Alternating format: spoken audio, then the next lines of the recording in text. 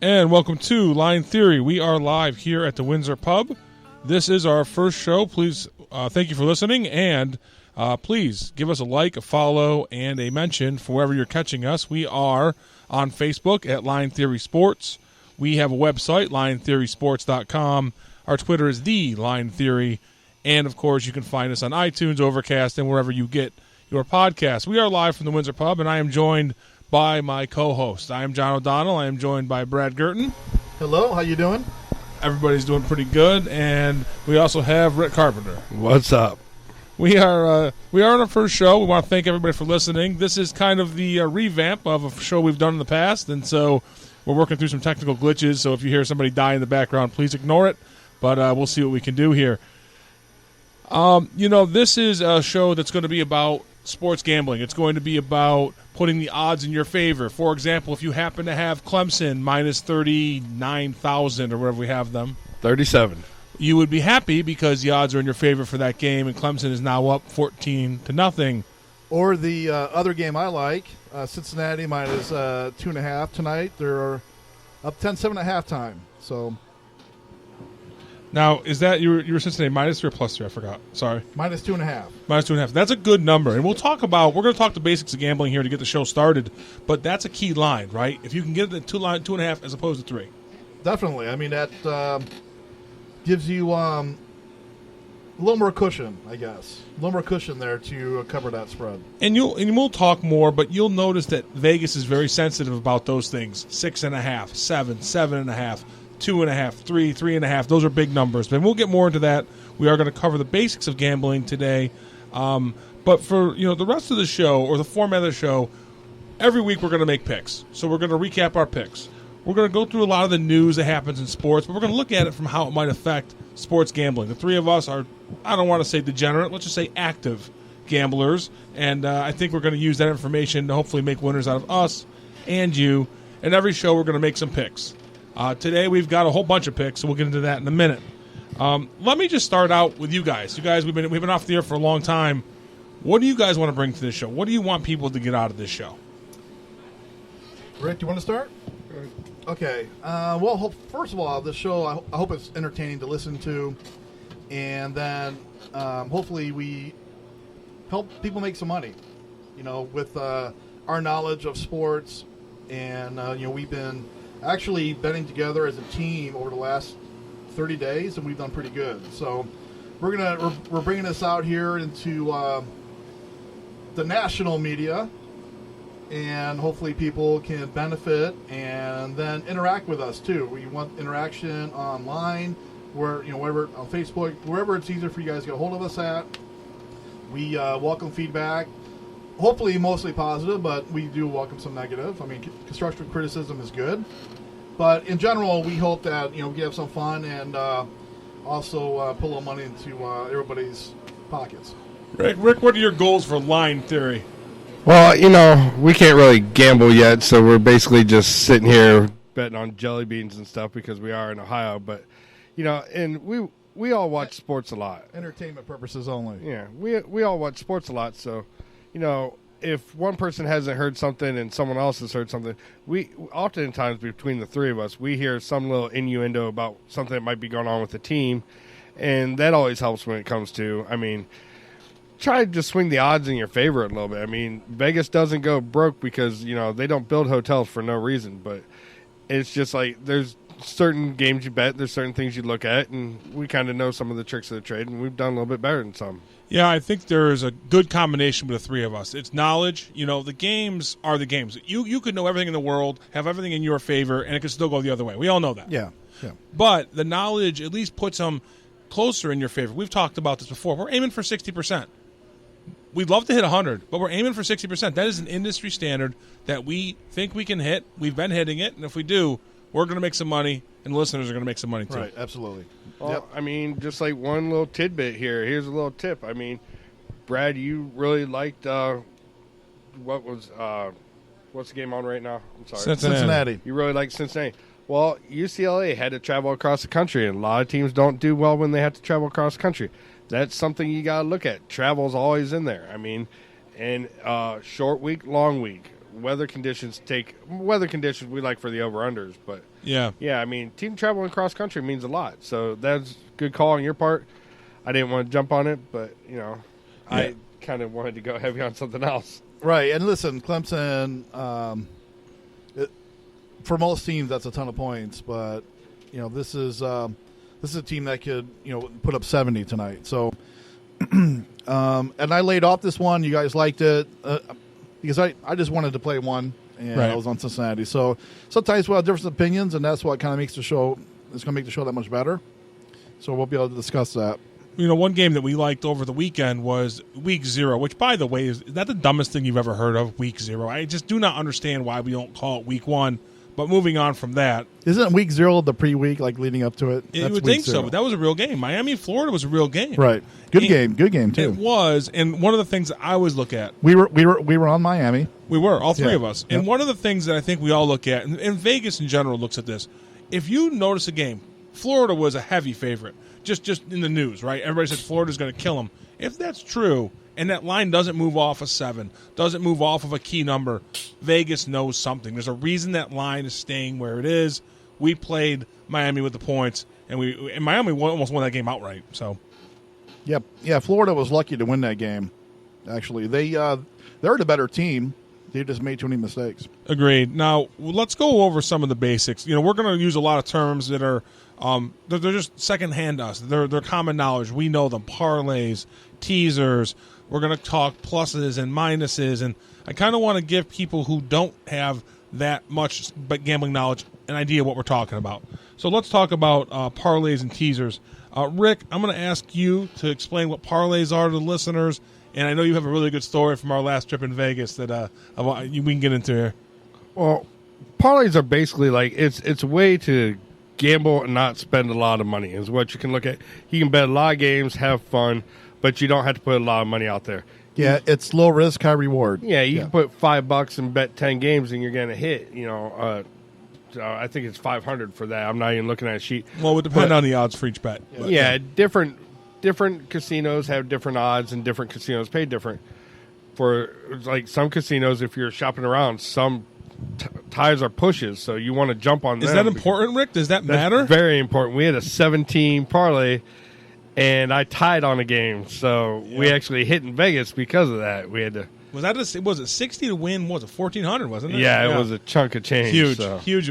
Yeah, a lot of parlays, ties are losers. Yeah, but I think it's the Gold Nugget. It is the Golden Nugget. The Gold Nugget ties or pushes. So I mean, that's something you got to look at. I mean, that changes where you bet. I mean, you honestly got to think about that. If you normally bet at the link when ties don't push, you're going to go to Gold Nugget the day before and bet. And one basic that we haven't kind of gotten into here, because we're all kind of Vegas veterans, if you will, sports books are inside of casinos in Vegas. It's where you can place your bets for gambling on sports. That used to be the only place you could do it. There was a Supreme Court case a year ago. There are 11 states now that allow gambling. So when we talk about the book, that's going to be who's taking your bet. A lot of local bookies out there that people use, but we're referring here to the sports book in Vegas. We use the D Casino, which is the Circus Sports. We also use Golden Nugget and a whole bunch of other ones. I remember years ago when I did some parlays, I always liked doing the 4-teamers because it wasn't too ridiculous. It's still hard to do, but the payout was halfway decent. I'm thinking it was like it was something. Was it like 12-1 or something? I forget what it was. I believe 4 plays 12-1. It depends on where you're at. Yeah, it was something like that, and it's still hard to win for. But when you do hit it, it's a good reward. One of the things that I like to do in Vegas now on a parlay sheets, there's a few ways this works, right? Local bookies will give parlay sheets which have set odds. But when you go to Vegas, you get the odds with it, and that can make it even bigger. It might have been less than 12-1. It might have been like 8-1. 12-1 sounds right, though, because it usually is pretty exponential. It might have been 10-1, now that I think about it. Yeah. It's been a while since I've done that. But to your point, that's 4 games, and not that 4 games is easy to pick. It's not. No. But if you get them all right, 100 makes you $1,000. Right, exactly.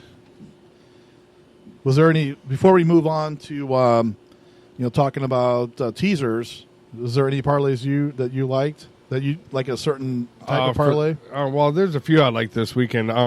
This is like week 1 of college football, so I always like the strong. You look at the strong teams, like right now we're on Clemson. Clemson's playing a dog. I mean, this is a warm up game, but like Alabama's playing Duke. In case you didn't know, their quarterback actually was drafted in the NFL, which is a miracle. But Duke is not a football program. Yeah, Baker Mayfield's he's aware of that. Yeah. Different show. One parlay I do like is baseball. I like to play 2 or 3 or 4 favorites in baseball. As we know in baseball, the heavy pitchers, that helps the payout. It does. Yeah. It does. Well, it'll suppress it just a minute because you're betting heavy favorites. But if you've got a Kershaw and you got a Tanaka and you're playing against the Tigers and against the Marlins, it's all on the money line, and I tend to tie those together. But the point is, in baseball, where it is money line betting primarily, there's a lot of risk if you just bet one game. If you tie out, you could bet less and put more games together, and you have a little bit less risk. Right. Yeah. And get the same payout as if you were to bet an underdog. Correct. Yeah, that's my type of favorite. How about you? What do you kind of like to look for in a parlay? I haven't played parlays in a while, but the baseball one would be an interesting one for that reason. You're searching out for like even money games or dogs. But if there's a couple of, we've seen money lines, Houston at 550, minus 550. Right. And that's ridiculous. That's putting up $550 to 100. Right. And so, that's a dumb bet.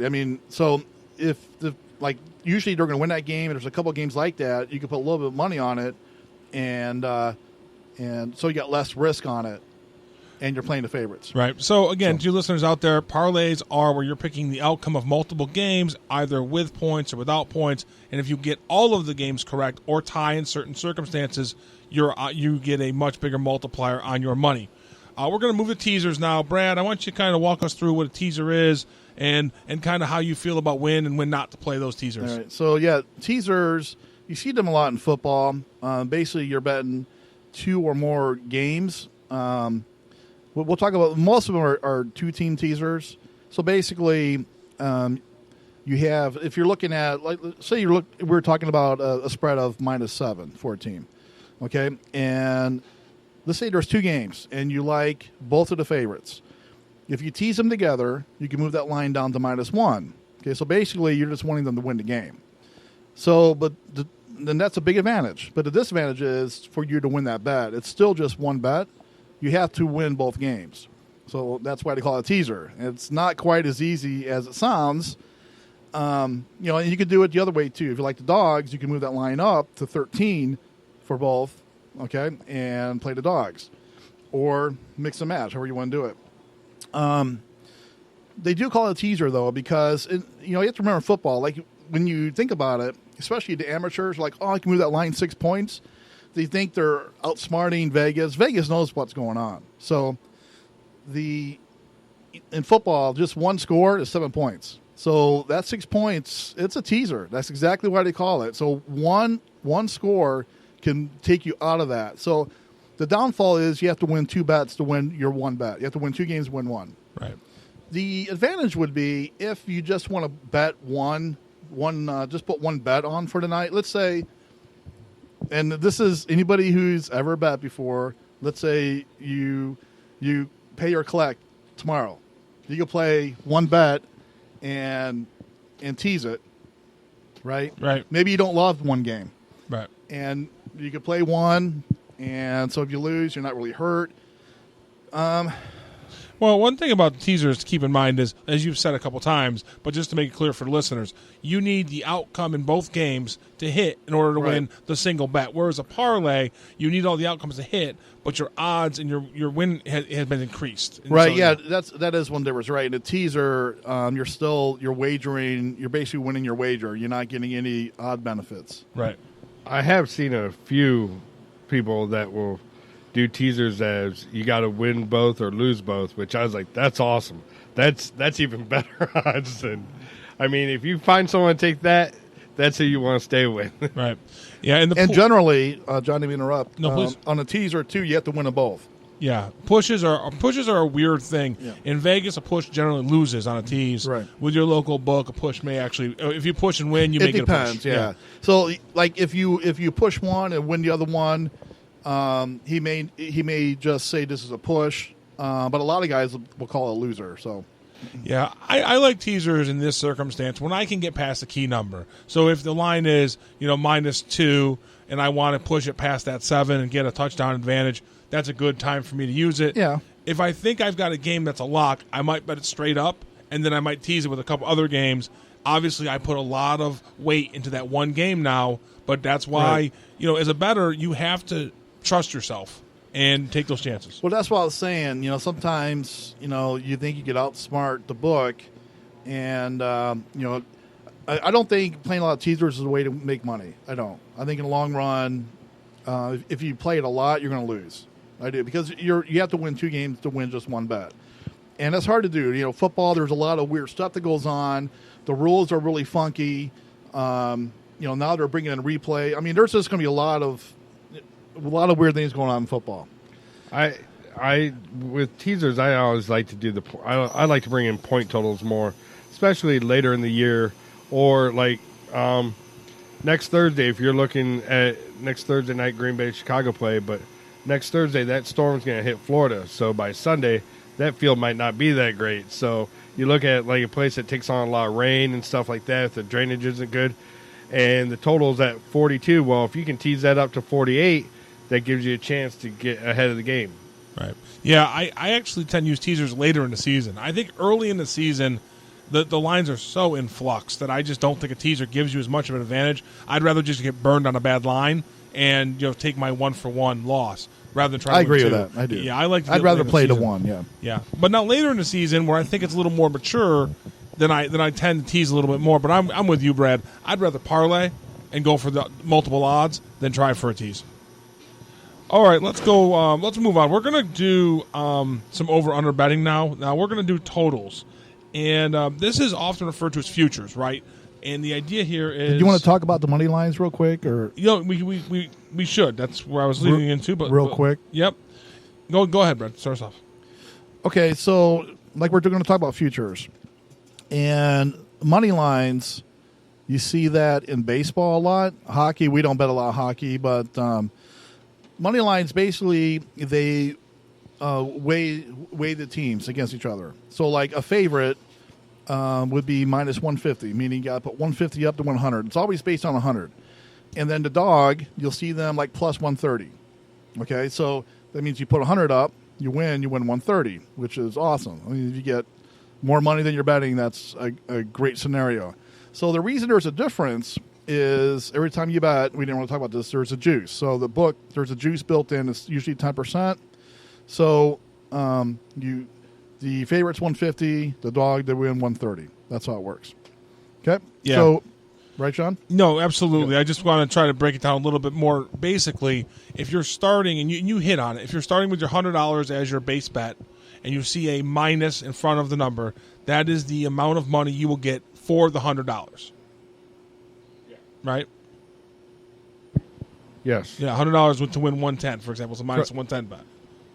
No. All the way around. I'm sorry. It takes 110 to win You're the right. 100. Your minus is the amount of money you have to put up to win 100. Yes, Right. yeah. Minus is right. So for a minus 110 bet, that is your typical juice. You would have to put up 110 to win 100. That's basically even. That's a pick'em game. That's a pick'em game, right? Yeah. And a lot of people don't get that. They see that minus 110, they think it's already slanted in one direction. No, that's just the Vegas standard. So, like if John brought up a point, if you do see that, that means usually the other team, it's an even money game. You put up 100, you win 100. Right. It's going to be plus. Right. You're usually going to see a $10 difference between the two. Yeah. Well, and let's also bring up the point that when you're looking at a game, some people don't know this, but some people do. Especially in football, the home team is the standard is you get 3 points for being at home. So I mean, if you see your team's favorite at home and the team you like, if they're favorite, if they're giving up 3 points, if they're -3, well, they're basically saying that this is an even game. We just figured they got a better chance because they're at home. Right, and the reason the money line comes into play when we talk about futures is you might have a team that is in football. They say 8.5 is the number, right? Over under 8.5. Well, if the number to bet over is a heavy plus, that means that it's an underdog bet. They expect that team to go under. So you can find value in those situations. And that's how I like to look at futures. I don't look just at the number of wins or losses. I look at what is the value I can get for that number. Mm-hmm. So Brad, we've done we're going to do some NFL and some NCAA. We got about 10 minutes left in the segment. Let's start with some NFL. Okay, well here, locally we're in the Cleveland area. The Browns are, a national story. The over/under for the Browns is 9, and actually, from what I'm seeing, you put up 100 on Cleveland to win more than 9. You win 115 back. Is that what you guys are seeing? Yeah, they're plus 115. Yeah, so they're plus 115, so you win 115 $100 bet. I think the smart play here would take the over on Cleveland. I think 9 is going to be, so future bets too. If there's an even number, if it's just a straight 9, it's a push if they win 9. So I think it's a pretty safe bet. I like the odds where you're actually you're winning more than you're putting up to cover that, and Cleveland's going to be right in the mix there. So Cleveland, I think, is an over bet here. I went through today and I looked at every single team in the AFC since we're going to break down the AFC, and I just basically put circles or X's by what I'd look at, what I wouldn't look at. I am a heavy Browns fan, but like I said, I view us as a point where we could be 10-6 or 12-4, or we could be 6-10. Yeah. There's a lot of questions in the Browns right now. So as far as I'm concerned, I mean, gambling wise, I wouldn't even touch it just because you have the unanswered questions. And that's like basically what we're doing with this, is telling you things that we would lay off of because of questions. Like, we'll give you ones that we like. It's interesting. Before you respond, Brad, every team in the NFL has questions, and a lot of times, I agree with you, Rick, and especially in the AFC North. Yeah, and I agree with you, Rick. You know how I feel about the Browns. There's just so many things going on there. But even the teams that are really well established, like the Bears, and I know you're a Bears fan, they haven't changed much since last year, but yet they're going to be a lot different too, because football's such a parity-based game. And they changed defensive coordinators too. Yeah, yeah, and they've changed some things, but compared to the Browns, they're very, very stable. Yeah. Well, yeah, if you look at everything right now with all the futures going on in the NFL, most of them, I'd say 80% of your future bets are sitting at 8 and 9. Yeah. There's a lot of parity in the NFL. That's usually how it is, and it's probably even more now than it used to be.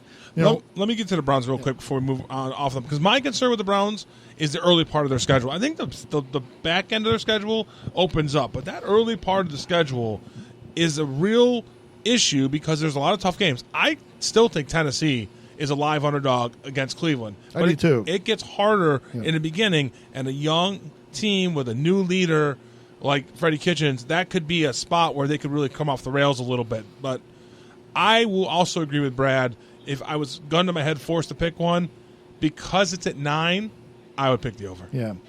I also think the Bears are a good pick for over. They won 12 last year. Shocked.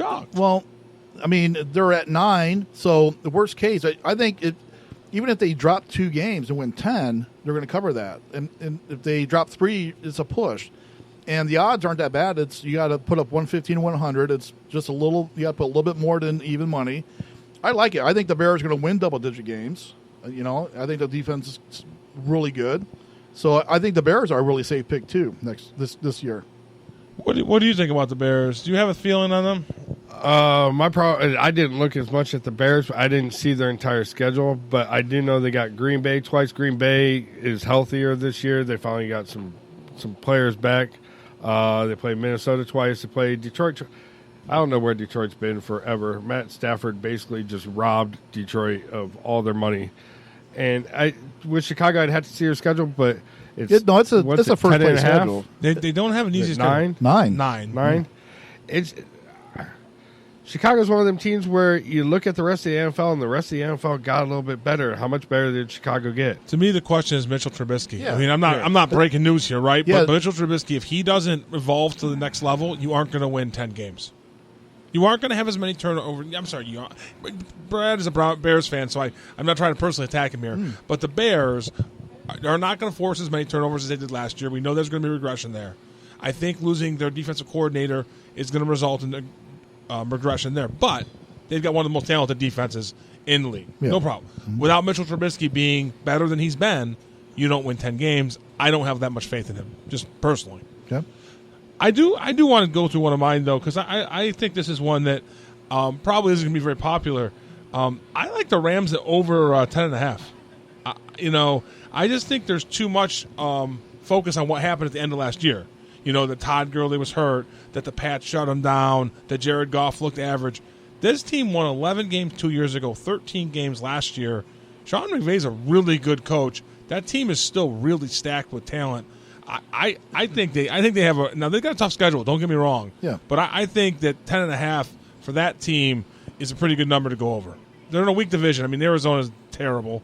San Francisco, I think, is young, and Seattle's good. Yeah. But you may see some regression without Baldwin. They've lost some pieces on that defense. They're a good team. I'm not saying they're dog, but Arizona's a dog.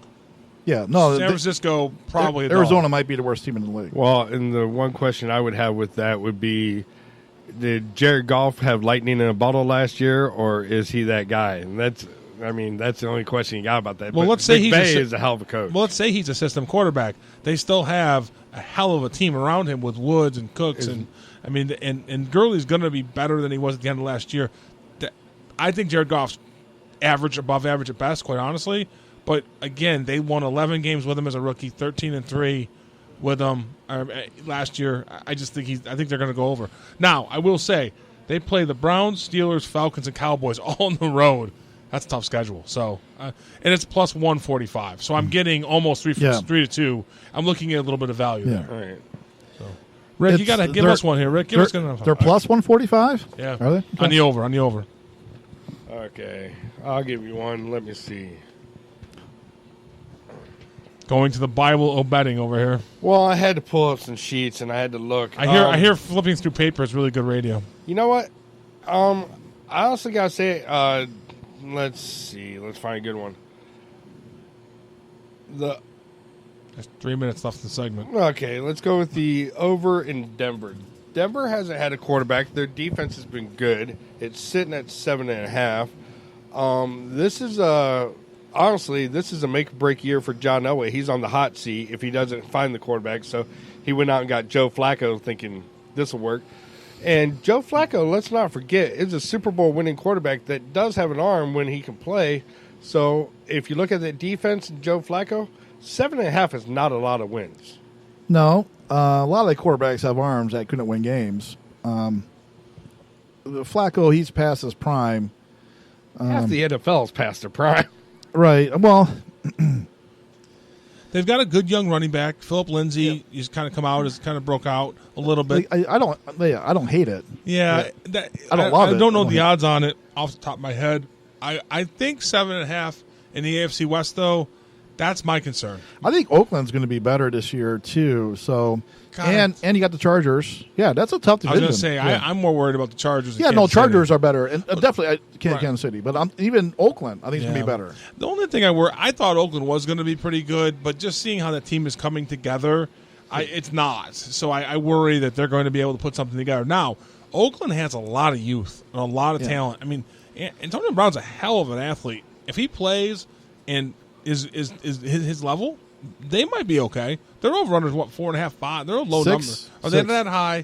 Yeah, I'd stay away from them. See, I like Oakland over. Do you really? But real quick, I know we're finishing up this first segment. I think Tampa Bay at 6.5 over is a good bet. I like them this year, and that's an even money bet. We're talking about the NFC West. I think Seattle's an over bet. Really? They're 8.5. I do like that. I see too much regression there, and again, we all see things a little differently here. I think that defense, while it's gotten younger a little bit, they're rebuilding it, and I just don't think that they have the talent that they've had. They're going to give up a lot of points, and that's not Seattle's game offensively. They're a grind the ball kind of style offensively. How about this one? We've talked about the division. Arizona's a pretty solid under, in my opinion. I mean, it's 5.5. They got a rookie quarterback. They're in a tough division. You're looking at that team like they're going to be trying things. You got to keep Kyler Murray upright, and it's the worst offensive line in football. It could be and 5.5 looks very good for an under. I do like that under, but I like the value on the over in that. I wouldn't play either way, just to be clear. But, I mean, we're talking about David Johnson. That kid, Christian Kirk, that wide receiver they got, is very talented. I think there's enough weapons to score. They still have a really good defensive line out in Arizona, but the offensive line is the question. Are they going to get Kyler Murray killed? So, Right. Well, we are going to take our first break. I actually have, I think, what is the most shocking over-under for the NFL. We'll go through college as well. We'll talk baseball. We'll talk week 1 college basketball or football. Lots to talk about. You're listening to Line Theory with Brad Girton, Rick Carpenter, and John O'Donnell, and we will be right back.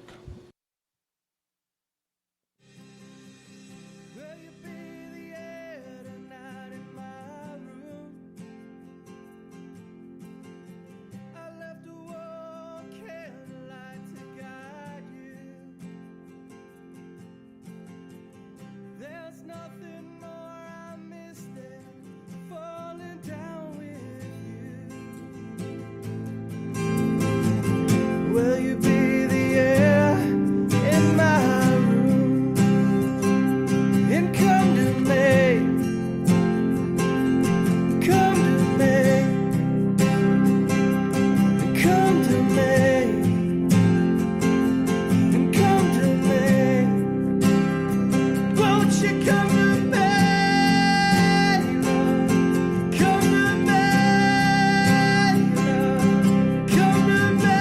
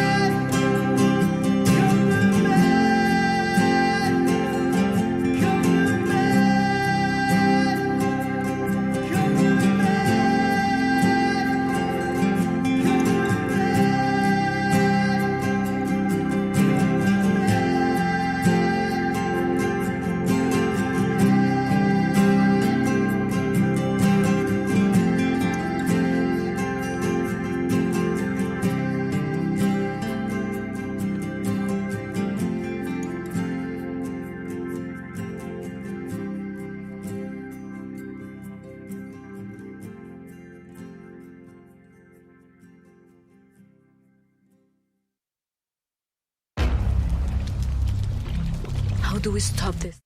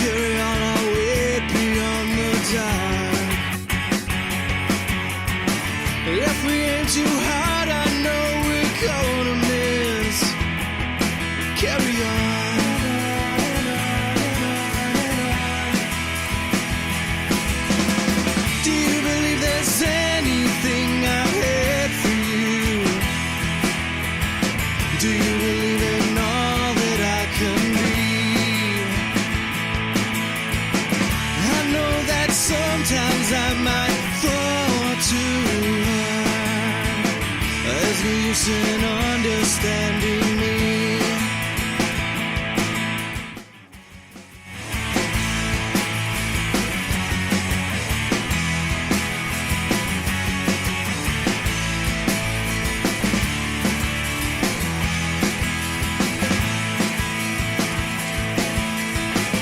I might have done it right in another life, in another town. Maybe the sun could shine on me. I'm so afraid to die, but I'll be alright if you'll be the one. Carry on.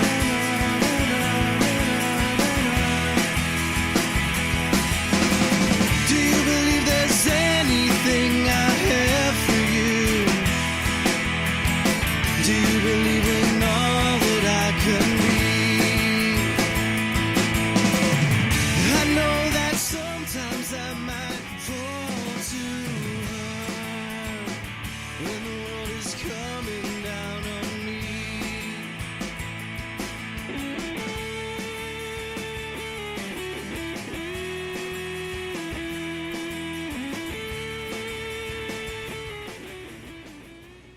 And welcome back to Line Theory. I am John O'Donnell, and we were listening to Alan Ilg, who is a friend of mine who has some music out there. If you're interested in some kind of classic rock remixes, he does a good job with that. Does a lot of live shows around here. That's Alan Ilg, who's letting us use his music for our breaks. We appreciate that, Alan. Thank you. And again, we are Line Theory. We're talking about sports wagering news and information that's going to help you put the odds in your favor. I am joined by my co-hosts Brad Gurton and Rick Carpenter.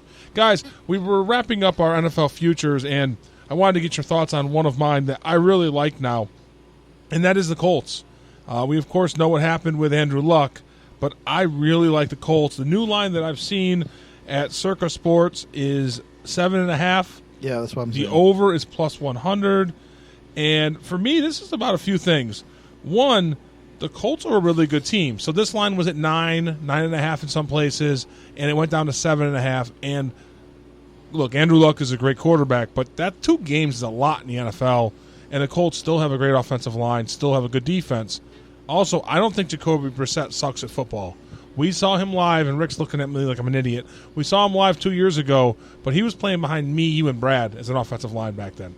So I think 7.5 with a fairly weak schedule and a fairly weak division is a pretty good number to go over. Do you want to take that, Rick?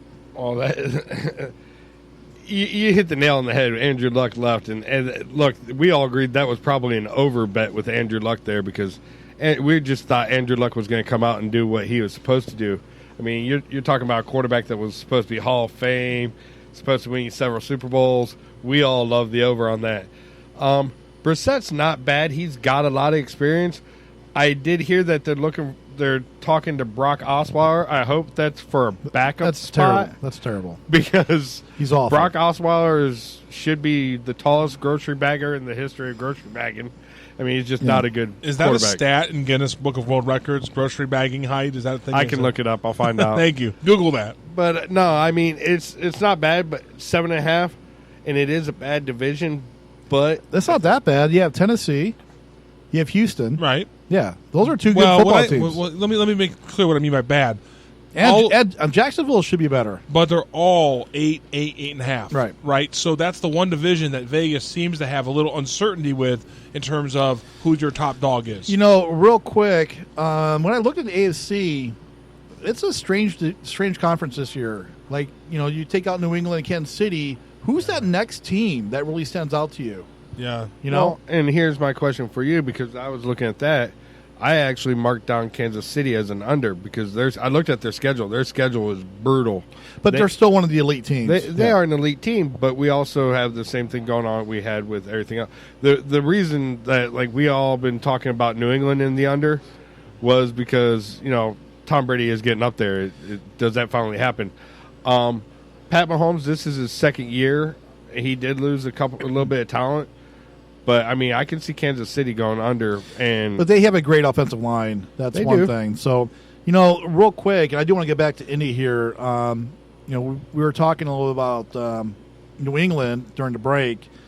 I think we agree. If you could get New England 11.5, that's an under bet. Yeah. I think. I do. I'd want to see the odds on it, but if it was anything close to the minus 110, 120 range, I'd take it. Yeah, that's an under bet. Or if it was at plus, I can't imagine it being a plus. No, it might come down to the last game, last 2 weeks, but Right. I think that's an under bet. I think you see him at 11 wins again. I do. Well, there you go. There's the first Line Theory one that we put out. There it is, right there. That's the under. Well, we can do that. That'll New be our England lock. under. That'll be our first lock of the football season. Will be under 11.5. We have to find it, and then I'll put it on Twitter. So just for listeners out there, we are putting our locks on Twitter. You can also email us if you want them real time. So if we are going to put a public bet out there and you want to wager on it, you have to email us. Our email address is linetheorysports@gmail.com. However, once it starts, we will put it on our Twitter account, The Line Theory, and you can see it there. So we want you to play our plays, but to get them, you have to email us. To wrap up the NFL lines here, or futures. Before we do that, because you guys made me a prop, made me think of a prop. Tyreek Hill, if he throws 37 touchdowns, God bless him. Pat Mahomes, over under touchdowns at Circa is 37.5. Are we over or under that?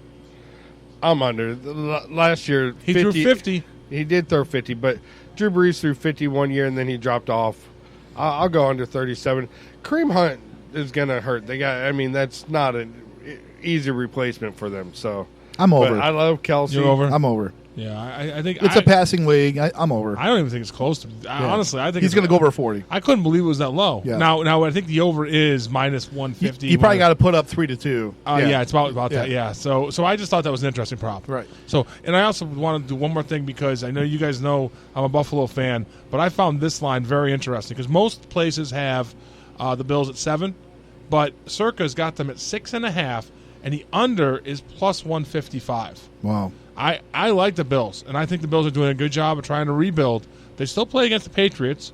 The Jets got better, and the Bills have a moderately difficult schedule. Because I can get 3-2 return on that, if I were going to bet against the Bills, I won't, but I find that to be a very high-value bet in the over-unders for the NFL. Yeah, it's all how you think that quarterback's going to progress. Well, and with the Bills, the thing that we were talking about, and we talked about all season, they were sneaky in free agency. They were sneaky. They got about 4 or 5 really good players that they didn't have to pay top dollar for, and they kind of backdoored them all. So, I got it 6.5 here. I would take the over on that. I look for they always play New England tough. They might sneak one game out against New England. They played Miami twice, and let's just face it, Miami's terrible. But Miami is going to win a game or two. Yeah. So we are watching. Again, you're listening to Line Theory with Brad Gurton, Rick Carpenter, and John O'Donnell. We thank you for listening to us, and we are following 2 games tonight because they're on television. Clemson has just intercepted the ball at their own goal line, which is good for us. We have Clemson minus 37. Rick and I do. Brad is dominating his bet. The last we knew that Cincinnati was up 10. Yeah, 17-7. Yeah, 17. Is that a halftime score? No, third quarter. Oh, okay, third quarter, and he's giving 2.5. So right now we are looking 2 for 2 as a group with our picks. So again, we're not trying to go 100%, but so far tonight we're doing pretty well. Real quick on this Indy, really interesting scenario going on there. I think 7.5. I think Indy. I disagree with John. I'm with Rick. I think it's an under bet. I think that line. I saw that 9.5 and 10 for them, and I think Luck's worth 2 games in the NFL. I think he is if he replaces. Yeah. If you replace Luck with me, I think it's 2 games. But Jacoby Brissett that might be 6. That might be 6 over under a half. But I think Jacoby Brissett is a lot better than we're giving him credit for. I mean, but 7-9 is very realistic for that team now. Yeah, it really is. And listen, Houston's good, and so is Tennessee. Like those teams are going to win like somewhere 8, 9, or 10 games. One of those teams could probably win 10 games. And again, just the way I do my futures. Remember, I'm talking about a 3-2 return on this bet. Right. So if I get to 7, I hear you. I get to 7 and I lose 7 and 9, then you know what? For 3-2, I was willing to take that risk. No, it's totally fine. Well, Houston's actually an interesting one. If you look at them, Houston's at 8.5. Right? Yeah. And that's an interesting team. I mean, they did lose Lamar Miller, but Deshaun Jackson, everybody thinks is going to take a step forward this year. We still got DeAndre Hopkins. Jadeveon Clowney hasn't signed yet, and that's going to be he's going to be missed. Yeah. But they still have, there's J.J. Watt there, there's DeAndre Hopkins, and a running back that actually he did play for the Browns, but I think he's going to be good there. He's our starter Duke now. Johnson's going to be. I think he's going to have a breakout. He's their number year 1 now. Yeah. No, okay, but Duke Johnson's not a 3-down back. He's right? not. He's okay. So they're going to have to find a solution there. I don't know that Deshaun. But you could find running backs. Of course you can. C.J. Anderson played in the Super Bowl. Of course you can find. But they have to find one. Jadeveon Clowney, I actually think that Houston's making a good idea here. Now that Andrew Luck's gone, there are no elite quarterbacks in that division. Other than your own, maybe Deshaun Watson, Nick Foles, not elite. Marcus Mariota, not a quarterback. But you need that pass rush in the playoffs. Yeah, maybe. Yeah. Well, I mean, did the Patriots really have a big pass rush? No, they really didn't. I mean, I don't think. But if you could put pressure on Brady, sure, I think that changes the game. And they can though. Yeah. And then what I was going to say is you don't need to pay 2 of them. They're paying J.J. Watt already. You don't need to pay Jadeveon Clowney big money too. You can move that money to protect your quarterback against guys like the Colts front line, like the Jacksonville front line. I just think that's smarter money in this situation. But I agree that I don't like Deshaun Watson as much as you do. I think he's fragile, and I think he still has to learn how to actually manage an NFL game. I mean, look what happened with him in the Colts in that playoff game. He looked absolutely lost. Well, yeah, but that was also he won the playoff game before, and that was like his first playoff run. So Sure. I like the fact that Deshaun Watson is a running quarterback that is smart enough to get down. That's the reason I like Deshaun Watson. You like Lamar Doesn't Jackson, like to take too. the hit. I hate Lamar Jackson. I know, that's why it's fun. Clemson. Yep. All right, Just so scored again. boom. Are we up to 28 now? Yeah. Oh, I love this game. Looking good in Clemson for line theory as we are now within 9 points of a push, which is fantastic. Okay, let's move on to the NCAA over-unders. Brad, why don't you kick us off there with your number one pick? My favorite, I got to be honest, is Utah State at 6.5. They have a great quarterback, Jordan Love, and I think that's easy money. I think that team's going to win 8-9 games. They're undervalued. You do got to put a little bit up, so they realize that they're making you put a little money up. So it's 140 to win 100, but I would pay that all day long. I think Utah State is going to, especially in that conference, what is it, Mountain West, I believe, out there, they're going to blow by 6.5. You know, they're going to win 8 games. So Okay. especially with that quarterback. Rick, have you one you like at all? I got two I like, and I'm actually going to steal them from our buddy Chris. I actually agree with him on both of them. I like Kansas over 2.5. If you look at the front end of their schedule, it's weak.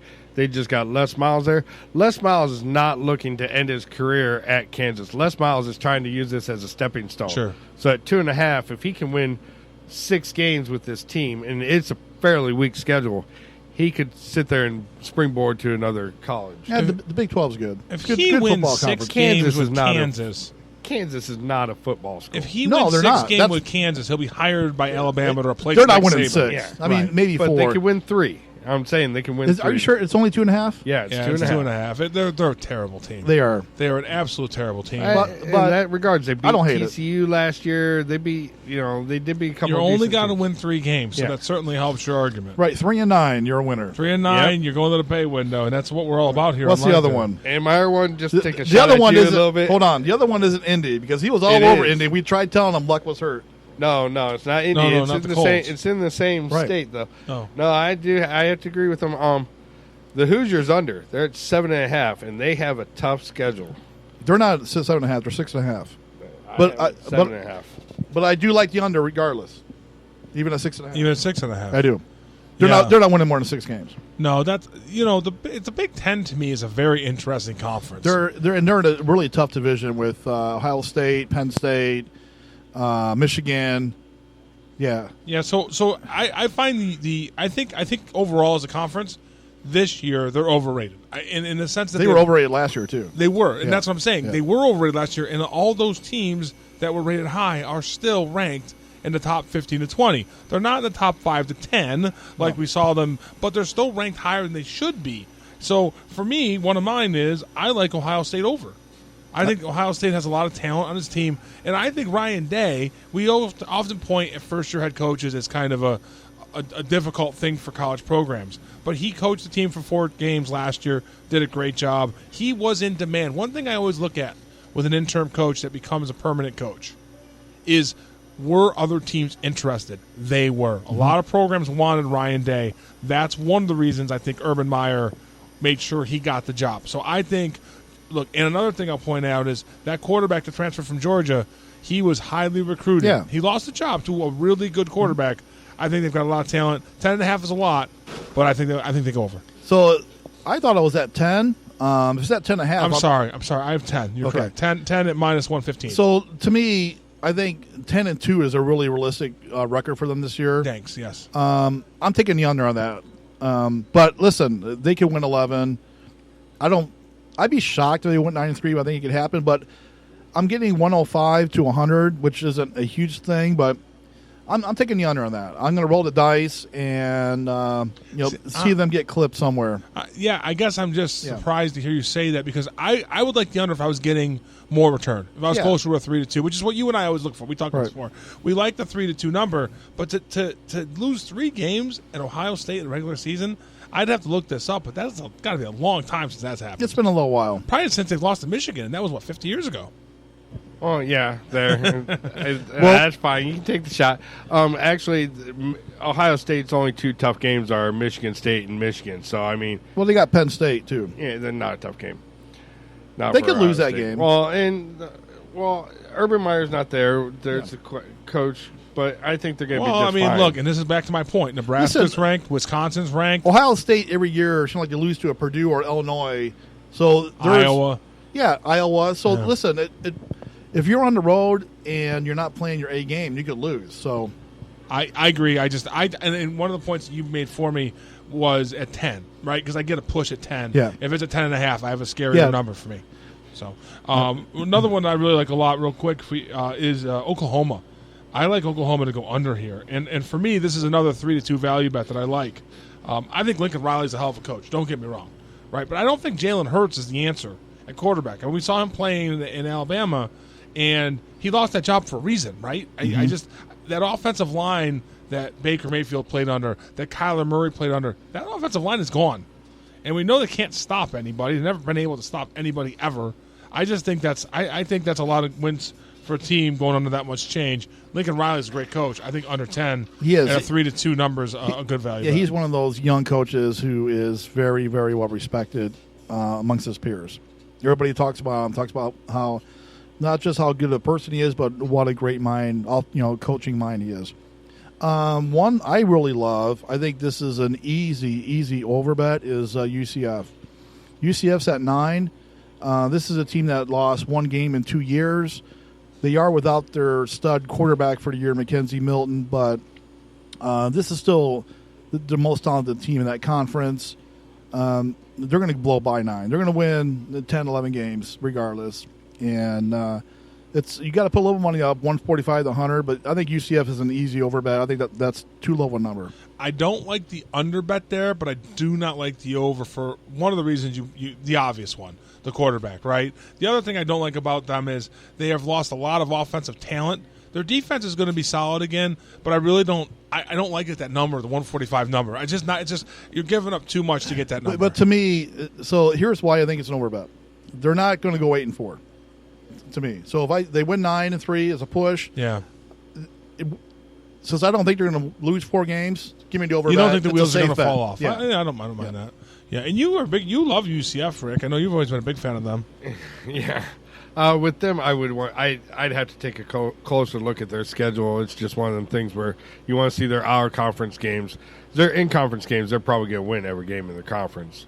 But they're out-of-conference. They'll probably go 7-1 at worst. Yeah. Last one I want to hit here, and we got about another 7 or 8 minutes before a break. Clemson. I actually think Clemson is under the perfect record that they're 11.5, 11.5. I'm not touching it. Yeah, look, they went undefeated last year. Yeah. 2 years ago they lost to Syracuse. They should have lost Syracuse last year. 3 years ago they lost. They seem to have a Clemson moment every year. I know Trevor Lawrence is the love child between Tom Brady and Joe Montana. I get it, but at the same time, one loss and you lose the bet. They do have A&M. They have to play Syracuse. I think they lose one game. Well, and the thing with that perfect bet is just sit back and watch it. That's one of the ones you don't want to bet on. No one's perfect, and we even said here we want to be 60% is awesome, but you're talking about a team that's gone perfect, and that's hard to do. And if you look at Clemson, though, everybody's saying this is the best college team ever. Right. I mean, right. Granted, nowadays, most of our sports talk shows like to hype everything up beyond like the end of the world type crap. 18 to 20-year-old kids are unpredictable. Shocker, right? Yeah. I just think one loss is in the cards here for a team that's going to be. They can have one loss and still be in the championship picture and win the championship. Absolutely. So I just don't see an undefeated season. What's the odds for the under It's bet? 105 plus 105. And to your point, kids and everybody in school is telling them, "Hey, you're the greatest college team ever. You're the greatest college team ever." So what do they start doing? Their head gets filled up a little bit, and they have a loss. It takes that one moment, just like they lost to Syracuse 2 years ago. It takes that one moment where you go somewhere and you don't have your A game. You're taking the team for granted. A team that maybe was like Syracuse, a 7-win team. I don't know if they won that year, 6 games. I don't know. That year there were 5. Right. Yeah. So, right. And by the time halftime rolls around, all of a sudden you're in a football game. Right. And it's one of those nights where you just can't turn it around. The crowd's on on a route, behind the home team, and it gets away from them. Yeah. That can happen. I don't know if I love it. I'm staying off of it, but Yeah. I mean, I guess if you're going to bet it, that's the way to bet it. Well, and that's the thing that happens a lot, and you got to look at it. I mean, most times teams aren't picked to be perfect. I mean, that's just one of the things you look at. And with the team being picked to be perfect with young kids and all that, you have to look at the fact that you can sit there and besides the fact that their heads getting swelled, every team's now gunning for them. So you look at them and you're like, hey, this is everybody's Super Bowl. You come out and you smack them in the mouth and you get some recognition. Plus, you get TV time if you're on the other side of the ball. Right. That's how you get recognized to get drafted and stuff. So Well, they're and, going you to know, be gunned at. And here's the thing. They're going to be favored by more than 2 touchdowns in every single game they Yeah. play. So I understand why the over-under is where it is. I just think that college kids make mistakes in big moments, and I think one big moment's going to go the other team's way. So that's all it takes. They only got to get one. If they lose to A&M in week 3, I'm going to the pay So we window. kind of all agree that this is probably an under. I mean, He that's- doesn't. we're- I'm not touching He's it. not sold. No, I'm not sold. He argued for it, but he's not sold on it. Yeah. So, any other college tidbits before we move on to something else? Well, 3 or 4 Real minutes. quick, Yeah. Michigan. Oh, for the love of God. Rick, you're a big Michigan fan. That line's at 10, and it's even money. It's even money. Where are you at on that? Look, I'll tell you this right now. If they don't win the Big Ten, Exactly. Harbaugh's gone. Exactly. So Harbaugh's got to coach for his life. It depends on, there's that talk about him going back to the NFL. There's always been that rumor. The NFL doesn't want him back. He can't succeed with a Michigan team that he can stock with whatever he wants to do. I don't agree with that. I think he could have an NFL job if he wanted it. I don't I agree do with too. that. I don't Yeah. agree But with that. He was I- successful in San Francisco. for a year. To me, it's the same thing as Ohio State. If I'm going to bet, I'm going to take the under on that one because I don't think they're going to go 11-1. So Well, their schedule, I did make fun of Ohio State's schedule, but their schedule's just about as weak as Ohio State. Panera It's- Bread, but- Southwestern Dunkin' Ohio Donuts. State's schedule might be the weakest. but in it's hard the to go country. 11-1. Agreed. It's hard to go 12-0 too. Yeah. Did they catch his ball here at Clemson? It looks like his knee's down 1 there. foot's in. That's all it takes. A knee is 2 feet, right? It looks like he's out of bounds. That knee? We are watching Clemson, Georgia Tech. You're listening to Line Theory here. Yeah, he's on out of bounds. Spreaker.com. He is out of bounds. That will Yeah. not be a catch. I'm very disappointed in that young man. Brad is right again. First time for everything. He's also closest to the screen back here. We're broadcasting live from the Windsor Pub in Akron, Ohio. We've been covering college football overs, NFL overs, and one thing before we move to break that I want to demonstrate is kind of the value that you can find in over-unders, or futures, excuse me. This has to do with picking a division winner. We all think that the Patriots are going to win the AFC East, right? That's not breaking news here, right? That's like etched in stone until Tom Brady and Bill Belichick And retire. to bet on that, you have to give up $500 to win. It's a minus 500. We're talking about the money line earlier in the show. Minus 500. You have to give up 500 to win 100. So the other bets in that division are the Jets at plus 600, Buffalo at plus 950, and the Dolphins at plus 2,500. So if you have an inkling, if you think you can find value there, and you want to take a chance on Tom Brady blowing out a knee and them sucking, or something happening, the hoodie gets blown up by lightning, any of those teams interest you, any of those teams entice you enough, if you had to, gun to your head, find a value bet out of those 3 other teams? Or would you put, if you had gun to your head, would you put $500 up on the Patriots? Gun to my head, I'm taking the Patriots. But if I had to take just a chaser, it would be probably the Jets. At 600. Yeah. Rick? I better know the I'd end answer up because you're holding taking- a betting slip. I would take New England unless, if you're telling me someone else to look at. You bet you have a betting slip with the Bills on it. I know. Well, then the I answer is said- the Bills. Well, that would be my second team if I had to. Now, see, what happened here, you guys were drinking. No. John No. talked them into it. No, I like Buffalo. I think Buffalo can sneak out and win that division because I just think they're young enough.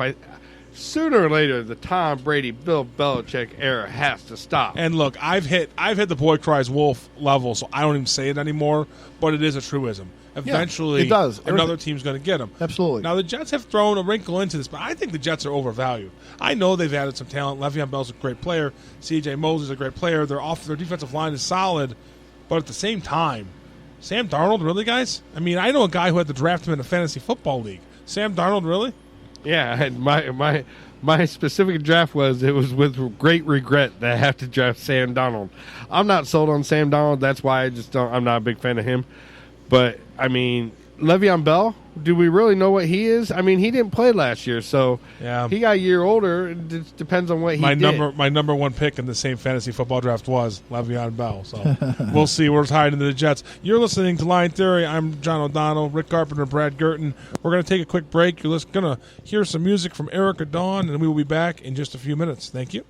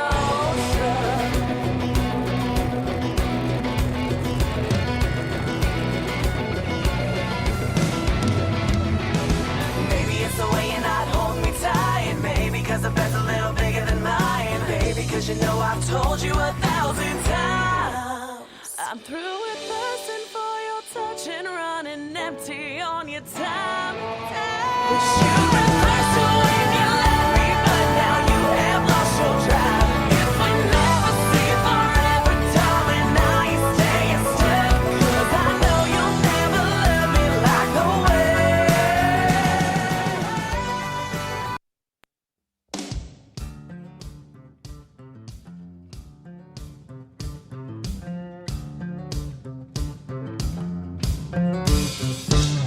She walks into her favorite bar, sips another bar stool, corner of her eye, she spots somebody brand new. But Jim had a bad day, Jack can't walk straight, Jose almost missed his flight from that third train. She slides to the new guy, fire burning in her eyes, easy to see she's got one thing on her mind. I can't show you what it feels like when a woman treats you right. I won't take forever, I just need one night. You don't have to overthink it, just take a shot with me. Just shut up and whisper, kiss me. And whisper, kiss me. They ordered up another round, then they started talking about, let me tell you, dear, what steered me here tonight. She noticed on his left hand, imprint of a wedding band, interrupted him and said, I'll show you what it feels like when a woman treats you right. I won't take forever, I just need one night. You don't have to overthink it, just take your shot with me. Just shut up and whisper, kiss me. And whisper, kiss me. Come on.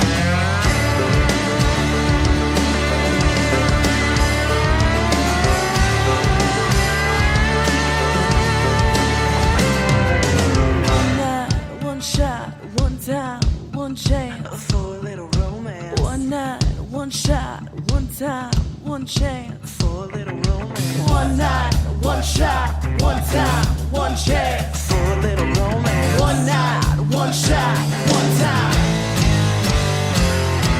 One night, one shot, one time, one chance for a little romance. One night, one shot, one time, one chance for a little romance. One night, one shot, one time, one chance for a little romance. One night, one shot, one time.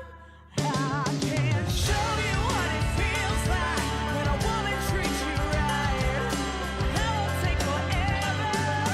I just need one night. You don't have to overthink it. Just take a shot with me. Just shut up and rest. I can show you what it feels like. And welcome back to Line Theory. I'm John O'Donnell. I'm joined with my co-hosts Brad Gurton and Rick Carpenter. We've been talking a lot about futures bets or over-unders, depending on how you want to phrase them. We went through college. We went through the pros. We're going to move on to some baseball odds. We're going to move to some Week 1 college football. But before we do, you can follow us on Twitter at The Line Theory. You can follow us on Facebook at Line Theory Sports. You can email me and the team at linetheorysports@gmail.com. We will have phone lines opening up. This is our first week. We are back on the air. Brad, Rick, and I are really excited to be bringing you news and information to put the odds in your favor when it comes to playing your favorite sports bets, and we're glad you're listening to us. If you're listening to us on the podcast, whether that's on iTunes, Overcast, Spotify, wherever, give us a like, a mention, and a follow. Brad, we were talking off the air about some news that really does affect a lot of the gambling that's going to take place in the NFL this year. And the one that, Hannah, is still way up in the air is the Ezekiel Elliott situation. What do you see in that situation, and where do you see it going here in the next few weeks? I think Dallas is going to pay the guy. I really do. It seems like that's what they've done.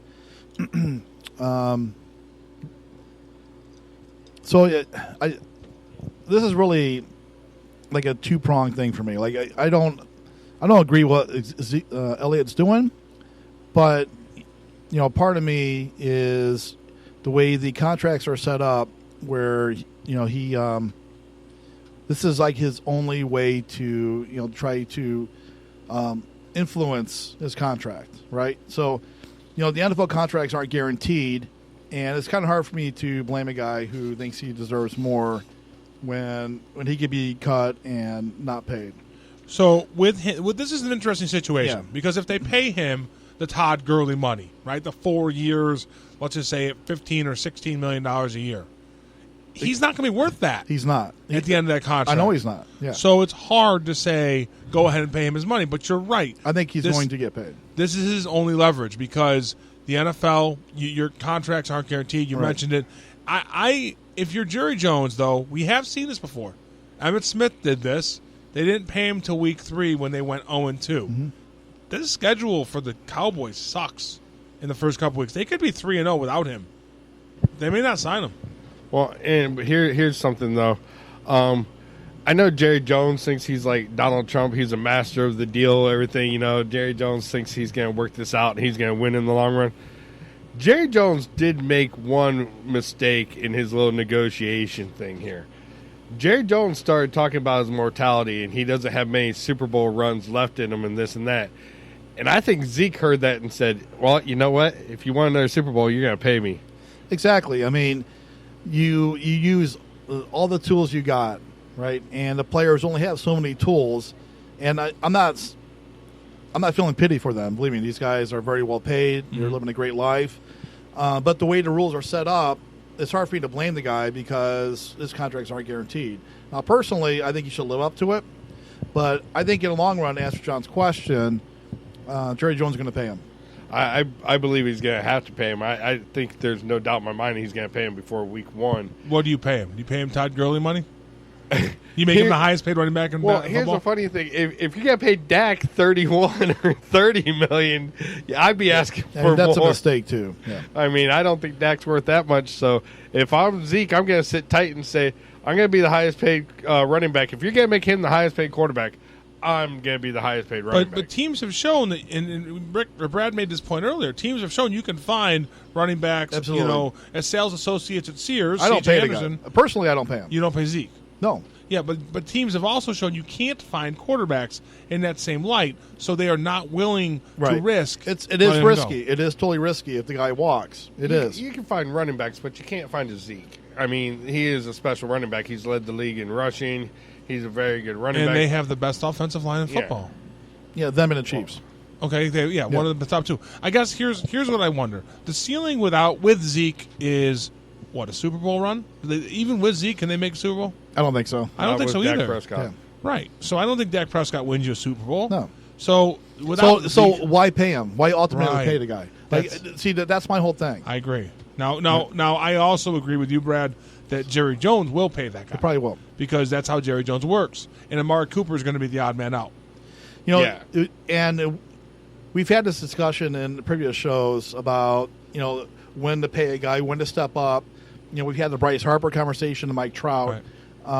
So it's a conversation maybe for another time. But, yeah, it's like there's a time when you do it, and there's a time when most of the time you don't. I really believe that. Unless you're in a position to win it. And football, like you said, it's just so hard for everything to come together. I think he gets paid. And one thing that I just keep coming back I agree to with that. is one thing I found very interesting, actually. They signed Jalen Smith, the linebacker. What a great story, by the way. Jalen Smith, of course, had a terrible injury, and they reached for him in the second round from Notre Dame. They just gave him a huge contract. To me, that was a point to Zeke and his people. We're doing our business, with you or without you. But I do think they're going to pay him right at that Todd Gurley, probably right below Todd Gurley money. And it's going to be a mistake because he's not going to be worth it. We all know that. Absolutely, So, yeah. One guy that's not getting paid this year, Andrew Luck. I'm sorry, that he's going to keep his money, which I found very interesting. Andrew Luck's retirement. It's a good faith gesture. Yeah. I don't see where it benefits the Colts to do that. I think they feel like that they want to keep that window open. But that's a hell of a nice gesture. I'll say that. Well, yeah, $24 million. The thing is with what they're talking about with Andrew Luck is everybody's thinking that if he walks away from the game for a year, starts feeling better, feels healthy, moves around a little bit. Look, they were talking the other day. He still can't really put pressure on his ankle that well. Yeah. Said he's still in pain. But if he he'll miss the team camaraderie. They're hoping he comes back around and maybe he takes a year off and there's next year. I think he's done. He's a Stanford grad. He's got $50 million in the bank. I agree. And I with might you. be light. He's going to start a new life, and maybe it'll be sports related. Who knows? But he's done playing football. I know what he's doing next. He'll be the MVP of the XFL. I don't think he'll play in it. It's weird with that too because with Indy paying him, I don't even know if he can be involved with the XFL. They cannot. There is existing language in contracts that they cannot play. He was joking. Yeah. Well, of course, the reason I say that is Oliver Luck is the commissioner of the not XFL. play, but I mean, even just go there as a coach. I don't know what the restrictions are. If he's under contract, I don't think he can. Yeah, and so just to kind of make sure I make clear what I'm saying, the NFL contracts forbid NFL players from a lot of activities. As we know, motorcycling. One of those activities is any professional football league. As a player, I know for sure. I don't know about other roles in front offices or on the sideline reporter, whatever. You look great in a miniskirt. Here's the thing I find interesting about the Andrew Luck situation. Does it really put the Colts in a terrible situation going forward? Because they went from legend, Manning, to star quarterback, Luck. Now they've got Jacoby Brissett. We know one thing about the NFL. You got to have a quarterback. Or are they going to be – because they got a good team around them. They're not going to lose 10 games. They're not going to lose 9 games. They're going to win 7, 8 games a year with the team they have, even if their quarterback is Rick Carpenter or Jacoby Brissett. I think they might be in a purgatory here for a few years. I think that might be the lasting legacy of Luck retiring like this. Because they couldn't set up for it. They had no idea this was coming. They also could go 3-13. It just depends on what Jacoby Brissett is. The team's too good. Probably not that bad. The team's too good. That team is one of the best. That team's one of the best teams in the AFC. Without the quarterback. Yeah, there's like we've seen. Flacco's been very average, and Baltimore won the division last year with a very average quarterback. Well, Lewis Jackson came in too, though. We've seen teams be competitive with very average quarterbacks. Now, and Indianapolis is probably going to be competitive. Here's the one thing we can't underestimate: crazy of their owner. Jim Irsay is a crazy man, so he could do something really stupid like trade Quentin Nelson or trade one of their good young defensive players, for a quarterback that doesn't pan out, then they could fall down. But remember, you and I watched him in 2017, Jacoby Brissett. We saw how bad he was. This team is a totally different team from that. Totally different team. The team's different, but we got to see how he's progressed too. I mean, that Indy just scares me with not having Luck. I wouldn't even. This is a big blow. I mean, they didn't see it coming. Yeah. Maybe because I was hearing whispers, different shows I listened to, that Luck was not feeling well. When we were golfing, you said, "Don't be surprised if he just quit." Yeah. So, but I was still surprised when it happened. Trust me. You don't see guys supposedly in their prime walk away, right? I mean, he could play another 4 or 5 years and make another $150 million. Well, he's the Robert Smith. I mean, Robert Smith sat there and said, "I'm going to play this long." He's just smart enough to know that, hey, my body ain't going to heal. My big question is are we going to see more of this with all the money these guys make? Especially with all the information about the head injuries, guys dealing with brain injuries, concussion syndromes down the road. Yeah. Of course, their body, bad knees, bad ankles. Some guys are crippled. Are we going to see, especially with the money these guys make versus what they made 40 years ago, are we going to see guys leave earlier? Is that more of that? Is that possible? What we're seeing is the evolution of the NFL player. And I think part of it is I'm not going to play if my body hurts as badly as other players before me did. I think it's one. And two is I'm going to get my money any way I can. We talked about Ezekiel Elliott, Antonio Brown. We talked about Le'Veon Bell in prior shows. So I think as part of the evolution, NFL careers will be shorter on average, yes. Yeah. But I think part of that's going to be because the money is they're going after the money Right. faster, and part of it's because they're just not going to play with injuries. Well, and this is something that players have to look at, and they got to start thinking about too. Their money just does your elite players, your star players. Your money doesn't just come from the NFL. Your money comes from endorsements and all that. Now, and to bring out the point about Zeke Elliott, the reason he's such a knucklehead and wants the top paid money is because his endorsements are low because he is a knucklehead off the field. The guy's been in trouble, so he doesn't get the big endorsement. Right, but running backs have one of the shortest careers in the NFL. Yes. So I can see where he's coming from. But it's funny because at some point somebody has to tell the guy is running backs aren't what they were 20 years ago. You're not the highest paid guy in the team anymore. No. Right? So, Luck, to finish this story, Luck, he's got millions in the bank. He's 29 years old. His whole life's ahead of him. And he's looking down the road. He's a Stanford graduate with an engineering degree. So here's my concern with Andrew Luck, and I really this is just me as a human being and things that I've observed about his career. Again, go through the list, guys. Last year, he had kidney, broken ribs, all the things that he's gone through. I'm concerned, and I think he made this decision either proactively or hopefully not in response to painkillers. I mean, we've seen quarterbacks, Brett Favre, Troy Aikman, we've seen quarterbacks struggle with painkillers. I wonder, he mentioned in 16, he said to himself, I'm not going to do this if I'm in pain. Mm-hmm. I'm hoping that was either not in response to, but maybe thinking forward to, I don't want to be in that position. The other thing I'm really worried about in a situation like this, in a very quick, sudden medical retirement, is there something else wrong? Is it a disease? Is it a illness? Course, yeah. So I just hope for his mental well-being and for his long-term physical health, I hope there's nothing hiding behind this mysterious calf injury. Hopefully he's ahead of it and Right. he's cutting it off now. Okay. Yeah. Yep. Because by all accounts, he's one of the best people that's been in the. One of the favorite things I like with him, if you watch the YouTube clips, when he gets hit and he gets up, he's like, "Nice hit, big guy." Like he's a really good, respectful player. He's going to be missed. So, real quick, I want to move to baseball. Before we do, Melvin Gordon, is he going to play for the Chargers this year? And if he doesn't, does that impact them? Because they've got two good backup running backs there, but he's a pretty good, talented running back. He's getting on the wrong side of 30 though, and he wants a lot of money. I think the Chargers were, when I was looking at playoff teams, the Chargers were a really tough pick for me. They had one of their cornerbacks. He's I think gonna be out for the year. Defensive backs. Derwin James. Yeah. And stud second-year player. I think they're going to regress a little bit. I do. I think it's going to hurt them. No, Gordon, I can see Gordon sitting out like at least a good chunk of the year. Yeah. Yeah, Eckler is a really good running back. They've got another young kid there. His name escapes me. So I don't think they're in as much a hurry to sign him as he thinks they're going to be. I don't think they should. I really don't. And with the Chargers, we're in the same boat we are with a lot of teams that we're looking at. You're looking at older quarterbacks, and not to pick on Max Kellerman with his Cliff analogy, but you do have Ben. You do have Max Kellerman is very easy to pick on. Yeah, I know. Yeah, Ben. Yeah, very. Yeah, Ben Roethlisberger. You got Tom Brady. You got Drew Brees. You have a lot of quarterbacks right now that are getting long in the tooth. And at some point, like you saw it with Peyton Manning, it happened in the middle of the season. Like some of these guys are going to fall off.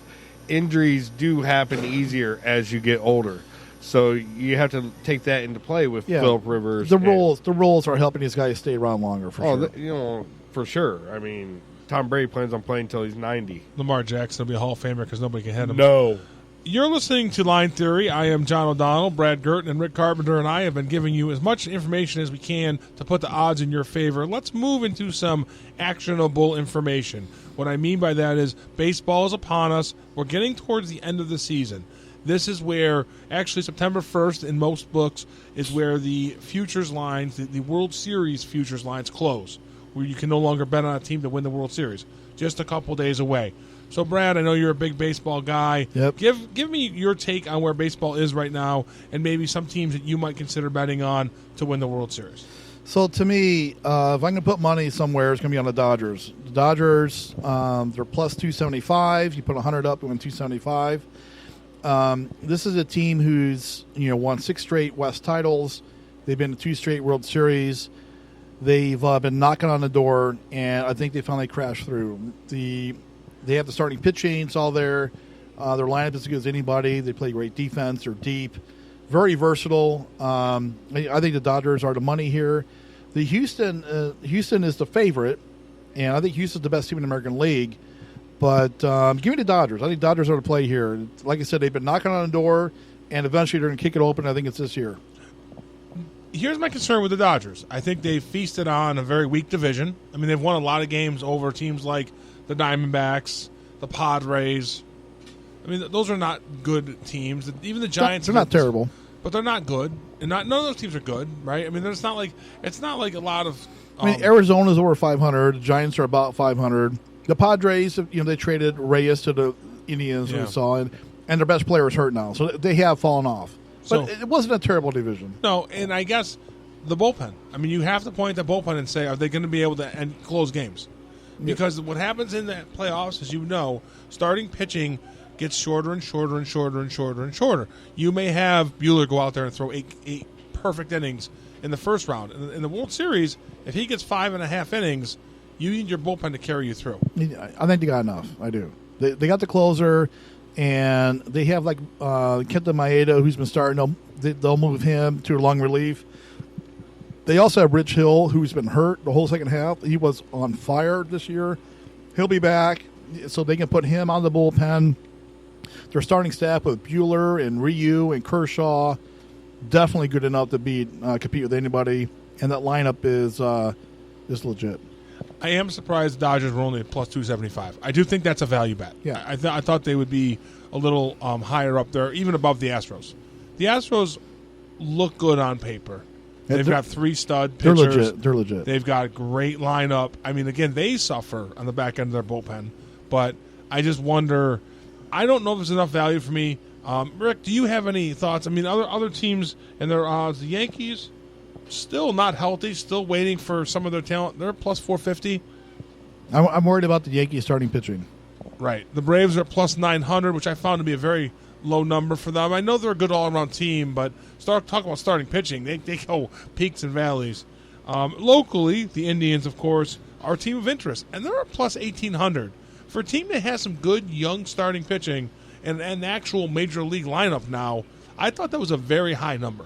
As far as the Indians go, I'll tell you what, this got to be Terry Francona's gem. He's done a great job managing this year. Job. I mean, you look at the mash unit he's had to put out on that field every day, and it's just been. I mean, he's taxed the bullpen. Starting pitchers drop like flies at the beginning of the year. If they can get their starting pitching back, they could actually make a run in the playoffs. I mean, you're going to have Clevenger, you're going to have Kluber, Carrasco's probably Carrasco will stay in the bullpen. And there's a lot of question marks there. Well, there's question marks. Yeah, I love the question marks. Well, they have a lot. Well, and they do because, I mean, are Manny and Lindor going to hit in the postseason for the first time ever? You mean Jose Ramirez? Yeah, Jose. My bad. Yeah, that's fine. And we don't even know if he'll be back because he's 5 weeks out. Right, 5 to 7 and weeks we out. don't know if Kluber's going to be back.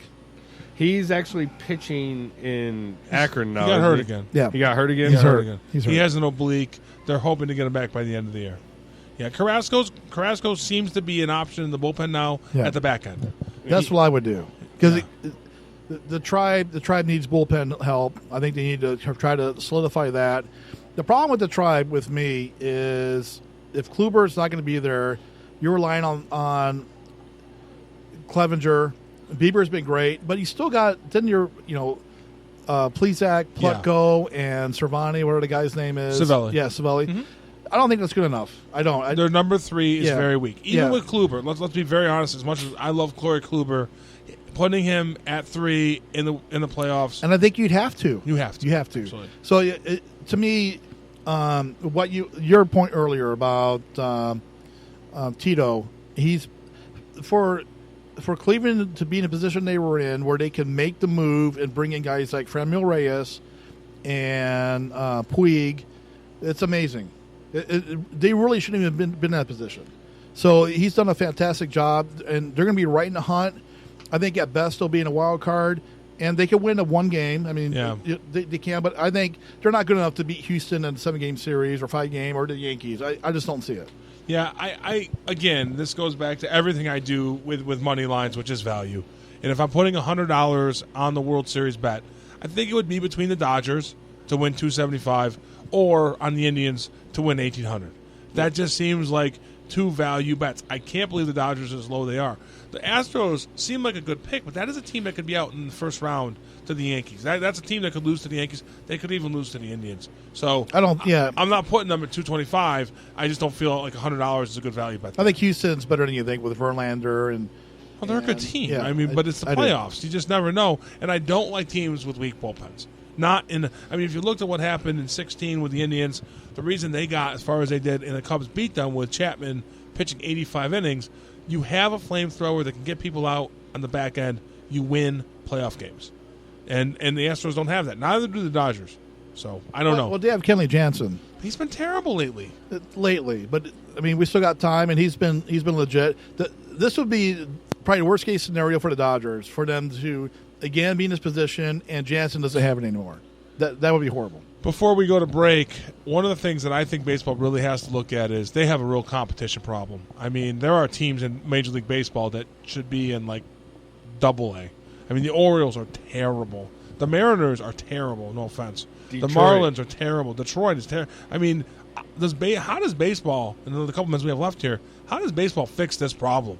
Because this just seems to be the haves and have-nots, and it is awful. If you're a fan in Chicago or Detroit or Miami, do you bother going to baseball games for the next 3 years? Well, Tampa Bay doesn't show up for the games. And they win. And they win. Baseball in itself has a problem with attendance. I mean, it's just the way it's been going down. And this year, beginning of the year, they were showing photos of 10 people in the stands or no one in the stands. And you got to do something to get people back into baseball. At the same time, when I was watching a couple of the Twins and Indians games, there was a day game that I went to. It was the Red Sox. The Red Sox are a great draw, but it was a day game on a Wednesday or Thursday, and the stadium was packed. So baseball does have some healthy cities. Cleveland's one of them. I just feel like if you're a fan of Baltimore right now, why buy a ticket? And why even have a team there if they're not going to be competitive? Well, the reason you go to a game in Baltimore is because you're a fan of the Orioles. Baseball is always... And water is wet. Right. It's a very simple answer. You're right. So, baseball, they've always had bad teams, just like any sport. I mean, you look at the NBA, they have terrible teams. And so... Joking aside, before you move on from that point, you and I have been baseball fans a very long time. Yeah. Has it been this bad? I mean, this is really bad, Brad. I mean, have you watched? The haves, have-nots? Yeah, I mean, when you say there's always... I don't think your statement was there's always been bad teams. I can't remember a time where it's been this many terrible teams. Yeah, I think so. Okay. There's when baseball tried to change and they went to wild card, there's a lot more teams involved now, and that was a pretty good move. So there's more teams invested to try to make the playoffs. Agreed. Part of me is you either like baseball or you don't. Like, I grew up with it. Personally, I prefer watching college basketball over baseball, and I like watching football, even though I played a lot more baseball when I was younger. But I think this is more a societal thing, and I don't know what they could do to change it. You either like it or you don't, and it kind of is what it is. Well, we were talking about this one day, and this is a good point. The younger generation doesn't watch baseball. The millennials, they don't watch sports. They don't watch sports, period. And the problem I think they have in baseball, and you might see this in basketball a little bit more also start happening. Your tickets for a good game are 3 times the price of a regular game. So by the time you got to go up, you got to pay for parking. So people our age, a majority of them have families at home that they have to, your bills are higher. So when you go to a baseball game and it's $10 a beer, $50 for a ticket, $20 to park, you got to buy your kids something. So if you're married or if you got a girlfriend and you got 2 kids, you take your girlfriend, 2 kids, or your wife and 2 kids to a game, that's a $500-$600 day. Yeah, I mean, it's going to be like that in any sporting event, though. Well, it's worse in baseball. But what if your team has absolutely no chance of winning? That was the point I was trying to make. Yeah. So it's a great discussion because, and we don't have time to get into it, but the evolution, or I guess de-evolution of live sporting events among the population is a great argument, great discussion. You're listening to Line Theory. I'm John O'Donnell. We got Brad Girton and Rick Carpenter. We're live at the Windsor Pub. We're going to head to break now. I did not properly give credit to Erica Dawn, who gave us music for the last break. We're going to listen to Alan Ilg in the next break, and we'll listen to Erica coming out. When we come back, we're going to do some college pick'ems for week 1, and we're going to pick our AFC NFL playoff teams. This is Line Theory, and we'll be right back.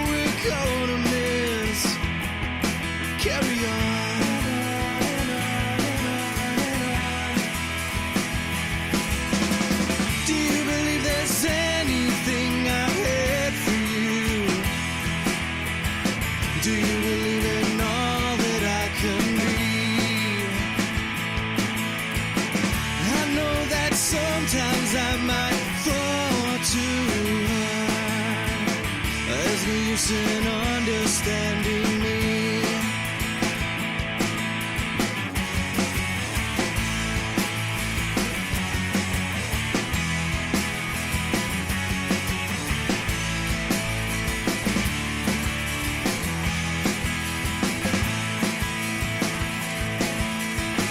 I might have done it right in another life, in another town. Maybe the sun could shine on me. I'm so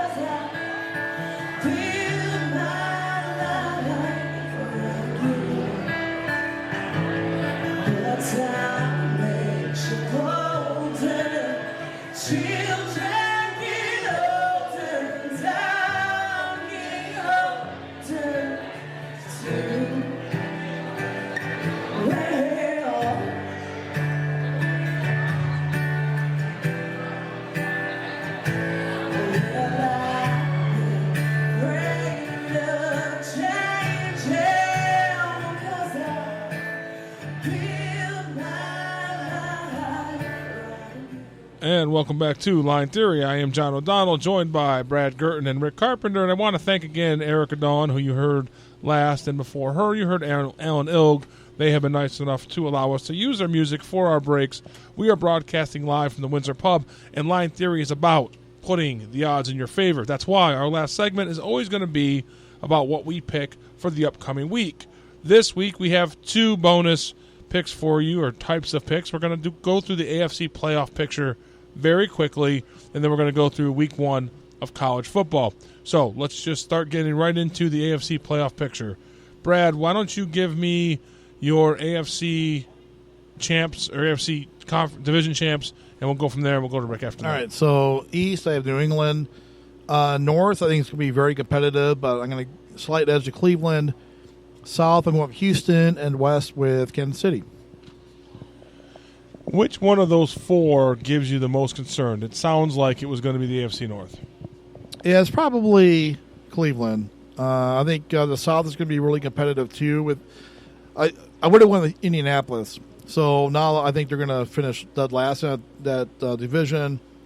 It's going to be a race between Houston, Tennessee, and Jacksonville. I think it's going to be competitive, but Houston. I'm a slight edge here of Houston, and because I'm a little worried about Tennessee's quarterback in general. But the North is also going to be very competitive. Like Pittsburgh and Baltimore, I think they're going to be right there. But I kind of like, there's a good vibe in Cleveland. I do live out here. They do have probably the best skill position players in the that division, and so they're as good a pick as any. And then your two wild cards would be? And this was tough. Yeah. I'm going to go with Pitt and the Chargers. So the Chargers for me, and we just kind of talked about them, I think they're the one team that's probably ripe for a little bit of a fall off. I think they will fall back a little bit. Right, and so I think that opens it up for maybe a Baltimore or New York, the Jets, I think the Jets are going to be oddly competitive. I'm not high on Tennessee because I don't know if they have a quarterback. Yeah. Word on Tennessee is that Ryan Tannehill is winning that job. Ryan Tannehill. That's a problem. Yeah, that's a problem. I'm worried about Tennessee. Yeah, sure. Rick, what are your there's 6 teams, but give us your division winners first, if you don't mind. All right. Well, no surprise. You go with New England, just etched that in stone until Tom Brady and Bill Belichick decide to ride off into the sunset. I'm going to shock you a little bit here. I think Big Ben's coming in his road. I think he's getting up there in age, but this is the year I look for him to bounce back a little bit. He's got to do something. He's got to prove that he wasn't the problem. I think the Steelers could win that division. And then I go Houston. I like Deshaun Watson. I like DeAndre Hopkins. I like the Duke Johnson signing. It's Lamar Miller going down will hurt, but I think they'll bounce back from that. And then I'm going to go Denver. And for some reason, the Broncos? I like Kansas City. My fault. I like Kansas City to win. I like Denver to slip in on the wild card. Denver's going to slip in on a wild card, and I give Cleveland the other wild card. Denver to me, and I don't have the odds in front of me to make the playoffs, but I have to think that's a pretty high odd. Yeah, I'm sure it's got to be at least 250 to 1. Yeah, at least that. That's a crazy one, and so that's on the strength of their defense and Joe Flacco, right? Yeah, that's what their defense has been good for a couple of years. Last year they didn't have a quarterback. They were missing the quarterback. They tried what was it last year? The Case Keenum experiment or the Paxton Lynch experiment or this is John Elway's last shot too. If he gets this wrong this year, he's probably packing his bags. The general average of teams turnover is anywhere from 4 to 6 every year. Teams that did not make the playoffs that make the playoffs in the next year. We know that, right? So obviously New England made it. Pittsburgh did not. Houston did. Kansas City did. Denver did not. Cleveland did not. So Rick, you have 3. Again, that is kind of on the average. Brad, yours kind of hold chalk from last year except for maybe Pittsburgh and Cleveland. Mm-hmm. So both of you have Baltimore falling out of the playoffs completely. Yeah, I'm kind of surprised by that. I think they'll be right in the hunt. I do.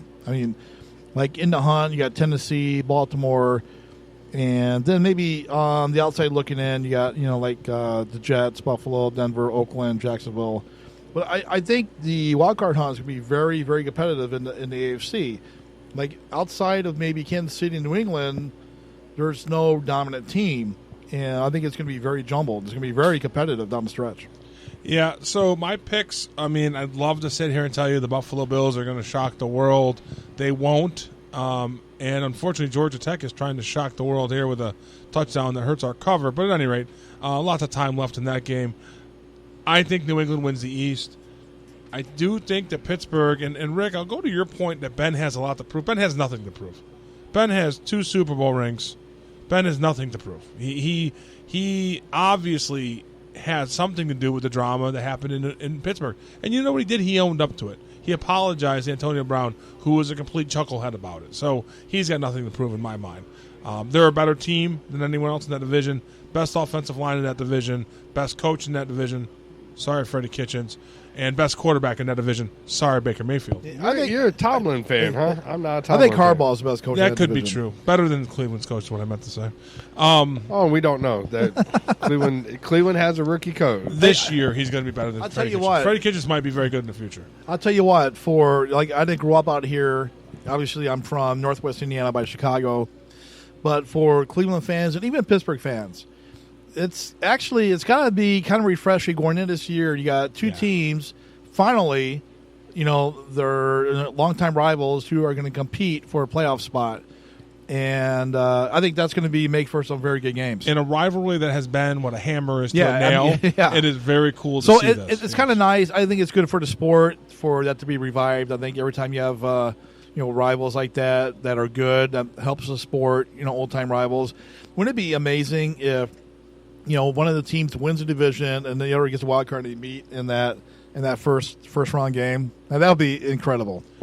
And we see it. We saw the last time the Browns made the playoffs. Yeah. Kelly Holcomb was the starting quarterback. Kelly Holcomb. Yeah. Well, at least Baker Mayfield's better than God, it's been 20 long years for Cleveland. My God.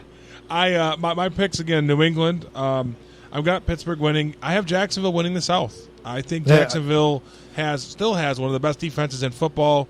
As much as I hate Doug Marrone as a human being, I do think he's an effective NFL coach.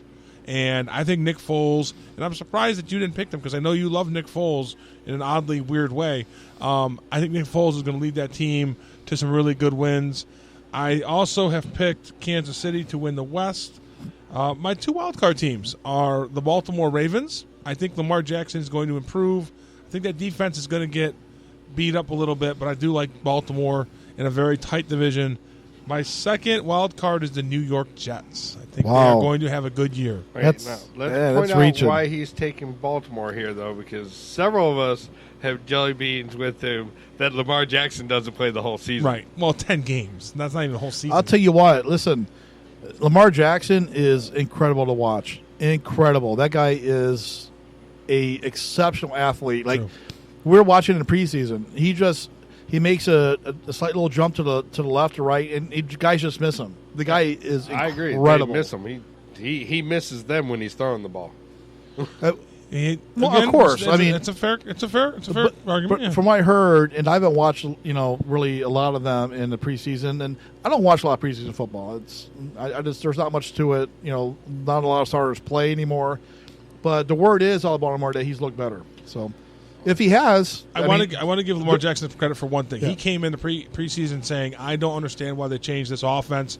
He was very, very immature in his comments, and he has proven to take the bull by the horns, learn the offense. Another thing too about him is last year when he came in, what did he do? He just won, dude. Yeah, he won, and they got better in the backfield, and they have a good defense still. I just think that again, I'm not trying to hate on Cleveland here. Cleveland has a very, very good team on paper. I just think that Baltimore is going to win a lot of games. People don't think they're going to. It's a tough division to call. It really is. It really is. Very tough division to call. Yeah. Not trying to hate on the Browns. Oh, I know. Browns on paper throttle Baltimore. Whoop-de hell But, I mean, as far as it goes with Baltimore, the reason I just can't stand behind them is, look, if you watch the game that they lost to the Chargers, what did the Chargers do? They just basically – they didn't put any linebackers in. They put all safeties and all cornerbacks in, and basically took Lamar out of the game. Now everybody's going to say Lamar threw for 250 yards. That was in the last quarter when they were playing basically me and you back there. And so a rookie quarterback got out-schemed in one playoff game, and now they're going to not be a good football team. I'm just saying now they're going to make it so he has to throw the ball. I understand that, but that's what rookie quarterbacks have to do. Baker Mayfield has to make adjustments this year. He's looked fairly sloppy. He won't, hopefully, but they all have to make adjustments. It's not like every quarterback comes in the league. Yeah, he's got to grow. Right. They all do. Absolutely. Right. And if he doesn't, then they won't make the playoffs. But I really do think they're being underrated in terms of what they have. I think the Mosley loss is a huge loss for them. I really do. Yeah, I'm worried about the defense a little bit. I am too. But and the Jets, honestly, as much as I hate to say this, they put together a really good team. And Sam Darnold, a lot of people love him coming out of college. They have a talented enough team all over the board to win 9 games. And that's all you need in the AFC, I think, is 9 games. So. Yeah, I think the AFC is a little down. I do. Yeah, I do too. Like there's a lot of good teams, but there's not a lot of great teams. You're limited to like 4 or 5 that you think can win. It's weird. Like I thought I saw it last year, where you saw in the NFC there was more like upper tier teams than AFC, and everything's cyclical. And I think we're seeing that right now. Well, I think Kansas City probably has the highest ceiling. I think I would say that depending on how their defense gels, because their defense has gone under a lot of changes. But I think New England. I keep going back to this. New England is the team to beat. They are. Agreed, of course. I mean, they're the Super Bowl champions. You're not exactly going on a limb there. My point being, in Week 11, they got beat by Jacksonville. They looked awful. We're all kind of, I think at that point, I said to myself, is there something going on here? Then their offensive line became the Berlin Wall, and Tom Brady did Tom Brady things. Belichick's a wizard. He is. He's ridiculous. He's Henry Potter. He's so ridiculous, dude. So. Okay, if the New England Patriots... What are the odds? Like, I couldn't even. I don't think I could come up with odds that I would bet the New England Patriots not to make the playoffs. Not this year. Yeah, it ain't happening yet. We have about 10 minutes left, so those are our picks for the AFC playoffs. I'm going to put them into parlay and individual bet mode. Get them out on Twitter because the odds for these parlays would be awesome. It's hard to get 6-year-long bets to hit, but it would be cool. Right. Okay, let's get into Week 1. Brad, I know you have a couple of really good picks. Let's get a couple of yours. We have 10 minutes left, so don't rush. We've got plenty of time to get through this. Yeah, well, my first one is tonight. I took Cincinnati. I know they were up by 10 late, so they were minus 2.5. I liked them today. I played them. I'm not going to give them. I do have a lock this weekend. I'm not going to give that away just yet. One game I do like a lot is Wisconsin, given 10.5 against USF. South Florida. I think they're going to be too much for them. I do. I think Wisconsin's going to win that by probably close to 3 touchdowns. I think that's an easy cover for them. Let's pause on that game right there. South Florida is going to be outclassed because that actually was my lock of the week. Was as Clemson has gone into the end zone to get us closer to a cover. Yep. Wisconsin was actually. You should be okay in that game. Is it 10.5 now? That's the line you just gave me. 10.5. I show it at 11.5 at Circus. And it Sports. might be moving. Yeah. So the point is, I think to your point, it is an absolute lock. Yeah. And I don't know if we can get him to sign on before. Is that Friday or Saturday? Is that a Saturday game? I think that's a Saturday game. Yeah, if it's a Saturday game, I think that becomes one of our plays for the weekend because I really think that's a really good game. Rick, I'm sorry. Do you have, before we get back to Brad, do you have a college game that you've been looking at? I got a few of them. I honestly, I love Ohio State. They're playing Florida Atlantic. The line on that is like 27.5. Florida Atlantic's got to come up to Ohio. It's around 28. Yeah. You mentioned how much you like early season favorites. Can you explain why? Because I think that's a very interesting theory that you have on this. Because at the beginning of the year, you have all your top-ranked teams. Now, granted, it's 10 people sitting around in a room kind of like we are, just back here having a couple drinks. But some of these people, some of them get in top 10 on reputation. And they have to prove, like, your top 5, though, you have Clemson, you have Alabama, you have Ohio State, you have Michigan, you have Georgia, you have other teams that they got to go out and they got to prove that they're top 5, and they can't have small victories to this team, or they'll drop out of the poll rankings and be down at 3 or 4. And then if they have a 1 loss, they can't get back into the playoff. So these top teams have to spank the crap out of the crappy teams they play. We call it the ghost of Appalachia State around here. That's what we call it. I got you there. So when you're looking at like Ohio State, you look at Florida Atlantic, say it's 27.5. Say Ohio State should have that by halftime. Yeah. I'm on the camp with Rick, and I know you're not as big a fan of the big favorites in Week 1. I at least that's my history with betting with you. I've learned that from you. Is there a theory that you have why you stay away from them, or is it just kind of game? I'm sure it's game by game. Yeah, it's game by game. But, you know, I agree with what Rick said totally, because every game matters. Every point matters now in this in today's college football playoff picture. But you always have that one team who is overrated, like you said, and they have the big spread, and boom, they go out and they might win the game. You know, they're favored by 29.5. They win by 10. Yeah. So there's always that one outlier. You got to pick the right ones. Obviously, that's part of the trick to this. If it was easy, we'd all be millionaires. But in general, I think Rick's got a good point. My theory on it is simple. I like stability in these matchups. I knew that Georgia Tech sucked at football. I know Clemson, obviously, is a championship-level team. It's weird. There was a time, not really that long ago, where Georgia Tech was a title contender. Yeah, running off the triple option, they were they were very, very good. The Rambling Wreck. But I don't think that they're at all in the league, and I know that. Like I mean, yeah. they're no product to me. Some of the matchups this week, Ohio State's actually one of them. I don't know what I'm getting from Florida Atlantic. So I think that's Lane Kiffin's school still. I think he's still down there. Yeah. So I would worry, but a known product like this, I'm taking it because I just feel like Clemson and Georgia Tech, I understand them. So that's my opinion on it. Oh, that's another one. Alabama's playing Duke. Alabama's giving up 32.5. Clemson's coming out here. They're rolling right now 42-7. Clemson's considered the best football team to ever play college football in the history of sports. So now Alabama's gonna take that to notice, and they're gonna run that score up. I don't think Alabama's worried about what Clemson's doing right now. I don't. It's all taken into context. I know, but as long as Alabama's running the table and they're playing the SEC title game, they're going to be in the Final Four. They are. I mean, so right. They run it, but I'm just saying they're going to sit there and they're going to try to jack the score up so they can show that.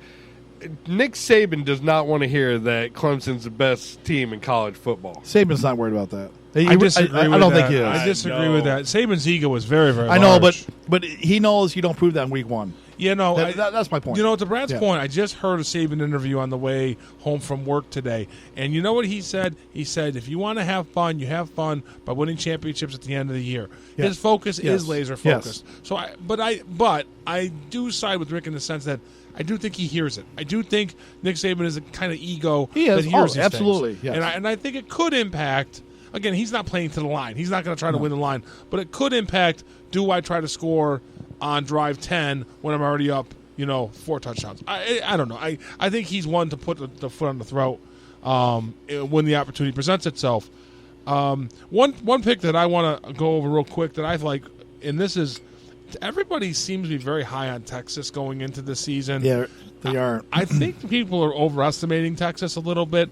One, from a conference standpoint, because they're in the Big 12, and the Big 12 is going to be very tough. And as much as I like Ellinger as a quarterback. Didn't they beat Oklahoma? Or no, they beat somebody at the end of the year. Auburn, I think it was. I think it was the bowl game. I forgot who they played in the bowl game.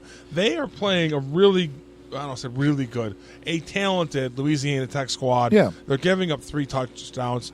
I think Louisiana Tech has a play there at plus 21. I do like that play going into Saturday. So that's one of the ones that I will be throwing out there that we'll be talking about later. Yeah, I think most of the money is going to be on Texas. That's a game that I would lay off, but I don't hate to play the dog there because Texas is, one of the things when you're looking at lines is, this is one of the big misconceptions about betting is Vegas tries to put the lines on the actual score of the game. That's not true. They actually try to get even money both ways. So it's based more on hype, where the money's going. So where the money's going, Texas, that might inflate their line. Maybe the better play is the dog there. Yeah, I would love to get that line over 21. To be very clear, I would wait until I can get that line over 21. So the problem is that line's not going to move off 21. That's right. Key numbers, guys. 7. Yeah, it's an easy 7. Yeah. So never move off a 3 or a 7. If so what are you it's saying? divisible by 3 or 7 it's staying right there. Is John going to tease it? I will not be teasing. I don't really season teasing. All right. So another game I like is I like Mississippi, Ole Miss, going to Memphis, getting 5 out of the SEC, beating Memphis or covering that. Give me the 5 points against Memphis. I think Mississippi's a good play there. Out of the SEC. I think Memphis is a little better than everybody thinks, and I don't like road dogs too much. Road dogs too much in week 1. Well, no, they're a road dog. My bad. Yeah. I think Memphis. I think Memphis is. I would be off the game. If I think if I was to play it, I'd play Ole Miss. Ole Miss is getting a lot of run in the SEC. Probably too I'm playing much. Ole Miss. Oh, I thought you said Memphis. I'm playing Ole Miss. I'm taking the 5. Going on the road, I think that's going to be a very competitive game, maybe a field goal game. Yeah. Give me the points in that game. Okay, very good. I thought they were giving 5.5. Yeah. My bad. No, sorry. No, I'm getting 5. Yeah, that play I like. I thought you said they were giving 5. So. Yeah, I mean, and you're also looking at a rivalry game too. So I mean, it's not really a rivalry, but it'll be a good game. But I'm not going to be betting that one. I don't know enough about both teams to really fall to throw any cash down on that one. But I do. The one I would like, I would bet Michigan this week for the same reason Jim Harbaugh's coaching for that his line job. Is like what 35 or something. 34.5. Big line. Harbaugh is coaching for his job. I was just looking at the UCF score, 55-0 over A&M. And we should have bet that today. It was only like 3 touchdowns. UCF, like I said earlier, I think they're a lock for over 9. I do. Yeah, I found that game to be kind of the one that everybody seemed to miss. Yeah. One game I did like tonight that I didn't play was the Utah game. They were given 6.5 road favorites against BYU. BYU's tough. Don't get me wrong. That game's 0-0 5 minutes in, but I liked Utah in that game because Utah's getting run as maybe a playoff contender if they run the Pac-12. Yeah, and you could win the Pac-12. Yeah, it's not a great division, and if you go undefeated and you have a 2-loss SEC school.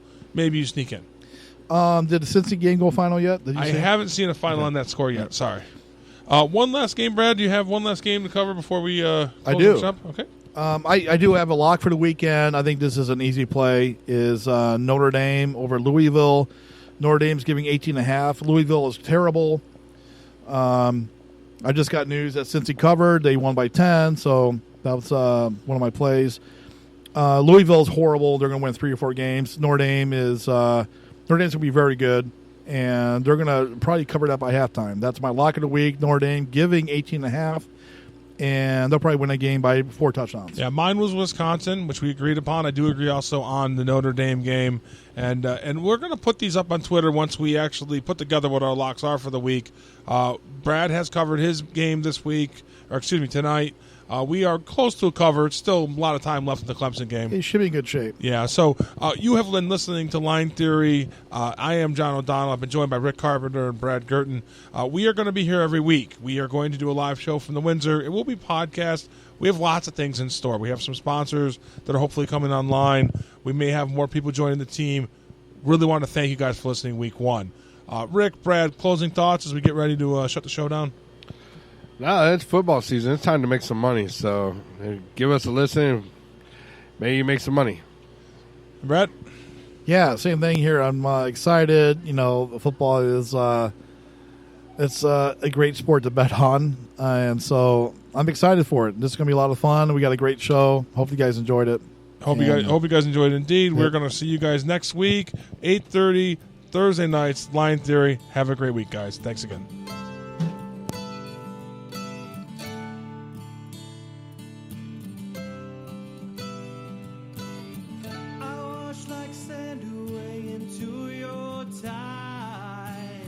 Without a final chance to say goodbye, I'm lost without a light in the darkest night.